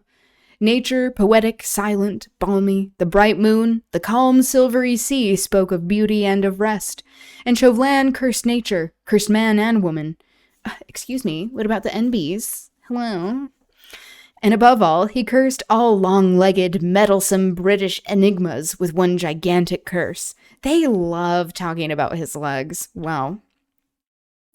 The howls of the Jew behind him, undergoing his punishment, again, he never has a name, sent a balm through his heart, overburdened as it was with revengeful malice. He smiled. It eased his mind to think that some human being at least was, like himself, not altogether at peace with mankind. Oh, so acknowledging that he's a human being? Interesting. Might gotta binge the Bluest Ivids tomorrow. Get a jump start on the book. Yeah. They're pretty short, except for the last one. That one was long. But I also kind of, got carried away and was showing a lot of, research, me being nerdy. I was like, I'm actually using my English degree going over all of this. He turned and took a last look at the lonely bit of coast, where stood the wooden hut, now bathed in moonlight, the scene of the greatest discomfiture ever experienced by a leading member of the Committee of Public Safety. The greatest discomfiture, not talking about how their circumstances before this were uncomfortable, before the revolution. Against a rock, on a hard bed of stone, lay the unconscious figure of Marguerite Blakeney, while some few paces further on, the unfortunate Jew was receiving on his broad back the blows of 2 stout leather belts. Jesus Christ. Wielded by the stolid arms of 2 sturdy soldiers of the Republic. The howls of Benjamin Rosenbaum were fit to make the dead rise from their graves. They must have wakened all the ghouls from sleep, and made them look down with great interest at the doings of the lords of the creation. The anti-Semitism is wild.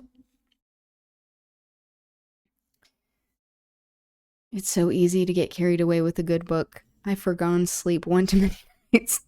I know, I have done that as well. And then the next day you're like, why did I do that? But then also your soul is filled, so you're like, choices. That will do, commanded Chauvelin, as the Jew's moan became more feeble, and the poor wretch seemed to have fainted away. Jesus. We don't want to kill him. Obediently, the soldiers buckled on their belts, one of them viciously kicking the Jew to one side. Leave him there, said Chauvelin, and lead the way now quickly to the cart. I'll follow. He walked up to where Marguerite lay, and looked down into her face. She had evidently recovered consciousness, and was making feeble efforts to raise herself. Her large blue eyes, blue, we can't forget that, were looking at the moonlit scene round her with a scared and terrified look. They rested with a mixture of horror and pity on the Jew, whose luckless fate and wild howls had been the first signs that struck her, with her returning senses. Then she caught sight of Chauvelin, in his neat, dark clothes, which seemed hardly crumpled after the stirring events of the last few hours. He was smiling sarcastically, and his pale eyes peered down at her with a look of intense malice. So again, this proximity to purity, with her having blue eyes, and his are just pale, whatever that means. One time it extended all the way through the next day until I just fell asleep at the desk. That is real. When I was younger, I would it would be my bedtime and I'd have to go to bed. Sometimes I would sneak out of bed and I would read by my little nightlight, and that I got in trouble because of that, because I would stay up too late. I mean, that wasn't an isolated event. It happened many a time. As I aged. But yes, even into adulthood and being oh, this will be the last chapter. And then you're like, I can't stop there. What am I talking about? This is giving me a reason to exist. That's honestly how it can feel sometimes. This is written so abhorrently, it almost feels like a satirical character writing the book. I know. The blatant anti-Semitism, the repetition of word choice, the like oversimplification of the characters, like it just is like so horrible. It makes me be like, why did we read this? Why am I even posting it? But I don't ever have to read this again. I will not put myself through this exercise for the rest of my life. With mock gallantry, he stooped and raised her icy cold hand to his lips, which sent a thrill of indescribable loathing through Marguerite's weary frame. I much regret, fair lady, he said in his most suave tones, that circumstances over which I have no control compel me to leave you here for the moment. But I go away, secure in the knowledge that I do not leave you unprotected. Our friend Benjamin here, though a trifle the worse for wear at the present moment, will prove a gallant defender of your fair person. Fair? Okay. I have no doubt. At dawn I will send an escort for you. Until then, I feel sure that you will find him devoted, though perhaps a trifle slow. Just so fucked up. As if, also, Marguerite and Sir Percy were not viewing people who were Jewish as worse than what the revolutionaries were. Marguerite only had the strength to turn her head away. Her heart was broken with cruel anguish. Oh, this is worse than getting a beating. One awful thought had returned to her mind, together with gathering consciousness. What had become of Percy? What of Armand? She knew nothing of what had happened after she heard the cheerful song, God Save the King. Cheerful to some, bitch. Some people do not find that to be cheerful. They rather find that to be, like genocidal. Which she believed to be the signal of death. Okay, but for whose death? Once again, we get Marguerite laying in this position, a swooning position on the grass. Oh, you being mean to me is worse than getting beaten. Oh. Because how could you when I'm higher in class? I suppose I'm used to the modern bourgeois and their slightly more covert images they try to maintain. Exactly. So it's like, it's also a good reminder of like how like there are some very like more like masked ways, that veiled ways, like that's the word I'm looking for, like veiled ways of showing anti-Semitism, of like, oh, like also the names she uses like are just extremely anti-Semitic, just like these like, oh, whatever run-of-the-mill type of Jewish names that sound Jewish, like whatever that means. Yeah, but it's like, this is what we are also getting into, especially with like the rise of fascism everywhere and anti-Semitism on the right wing, that is coming back. Like how Trump was saying to someone, he's like, he's a Shylock, which is an anti-Semitic trope of a Jewish man in The Merchant of Venice, which is a Shakespeare play, who is written in very anti-Semitic tropes. But also there are all of these like misreadings of Shylock's character. I mean, there is anti-Semitism, but it's been used over time to be like, oh, all that people who are Jewish care about is money, when like there were many laws that like prohibited people who were Jewish from owning land, from owning livestock, from owning many things, from different types of work. And so it meant that like one of the few ways to actually have a career was in money lending and in the law, and in the arts. And so there are these like and this is what happens with stereotypes, is that people are forced into marginalization, these types of like areas that they live in, types of employment that they can have, and then are demonized for these conditions that are imposed on them. And then these generalizations that are used for their discrimination are used to justify it all over again at a systemic level.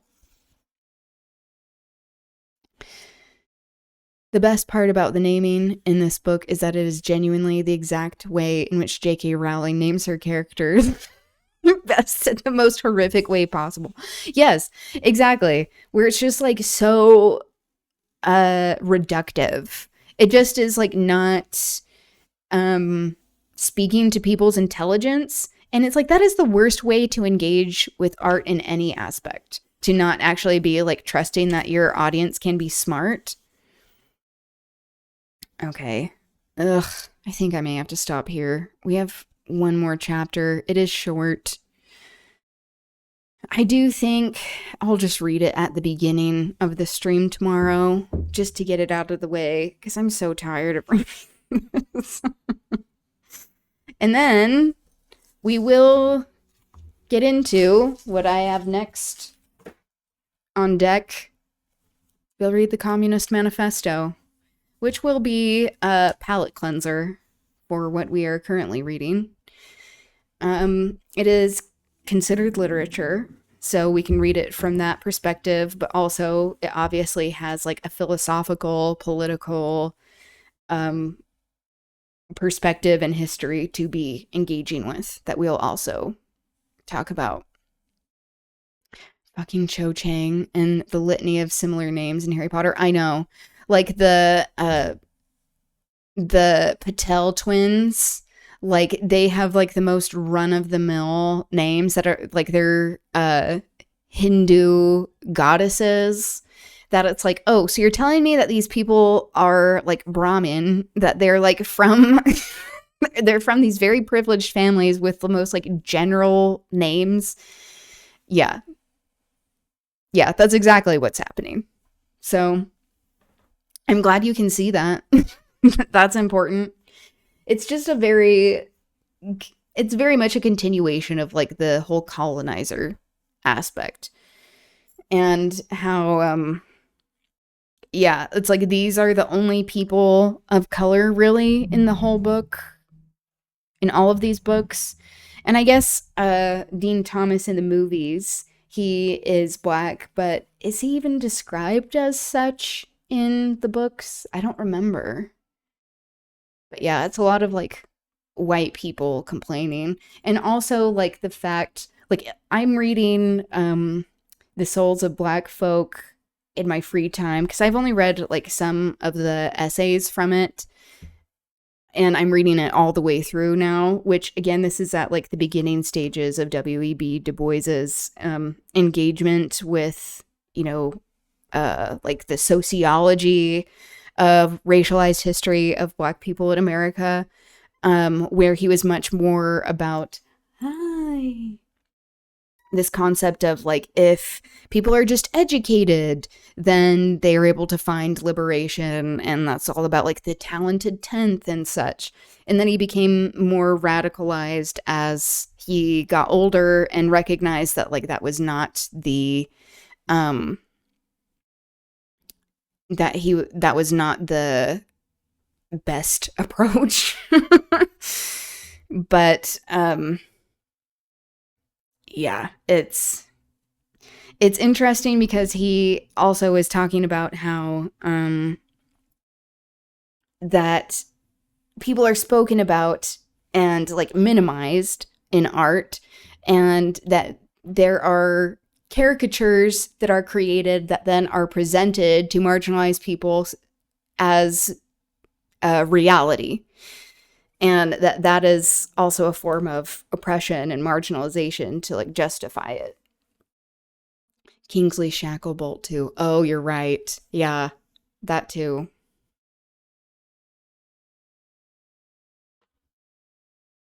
There was something else I was gonna say about W.B. Du Bois, but yeah, there we go. I'll bring it up at some point, probably. It is very good. It is, like he makes a comment at one point that's like, basically, American culture is like anything that is viewed as American culture that has come from the US, it is because of Black people and because of Native people. It's like, yeah, that makes sense. Everything is co-opted and then capitalized by these white capitalists. And it just makes the marginalization that much harmful to have these art forms that are born out of such trauma, like changing, like actually having this like magic happen with art of channeling trauma into art and then having it co-opted to be used to re-traumatize and justify marginalization again. And the Irish character Seamus Finnegan, whose whole character arc is just blowing shit up. True. That is very true, yeah. Where they're like, oh, and he's dumb. Like, he doesn't know how to do school. How could he? Yeah, how he's portrayed from a class perspective. Exactly. I know. We should have, at some point, we should have a discussion on, like, decolonizing Harry Potter. That would be fun. Not to mention also, like, the very blatant, like, colorist ways that she describes things like the dark arts. And this is, like, consistent through a lot of art in the English language or from like the Western world of this colorism and associating. Oh yeah, that's also what I was going to mention with W.B. Du Bois, of how it's like blackness being associated with race, but also like the devil, of being evil, of used to describe like, oh, like a black heart, and how like that can't be separated from racialized structures used to justify like the most inhumane treatment of people.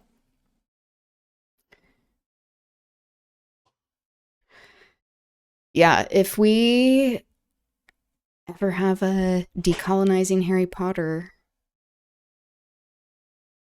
stream, I would be very excited about that. I think we should do that at some point. Yeah, where it's like the Dark Lord. It's like associating like darkness, and then also like the stigmatizing of being dark-skinned as well.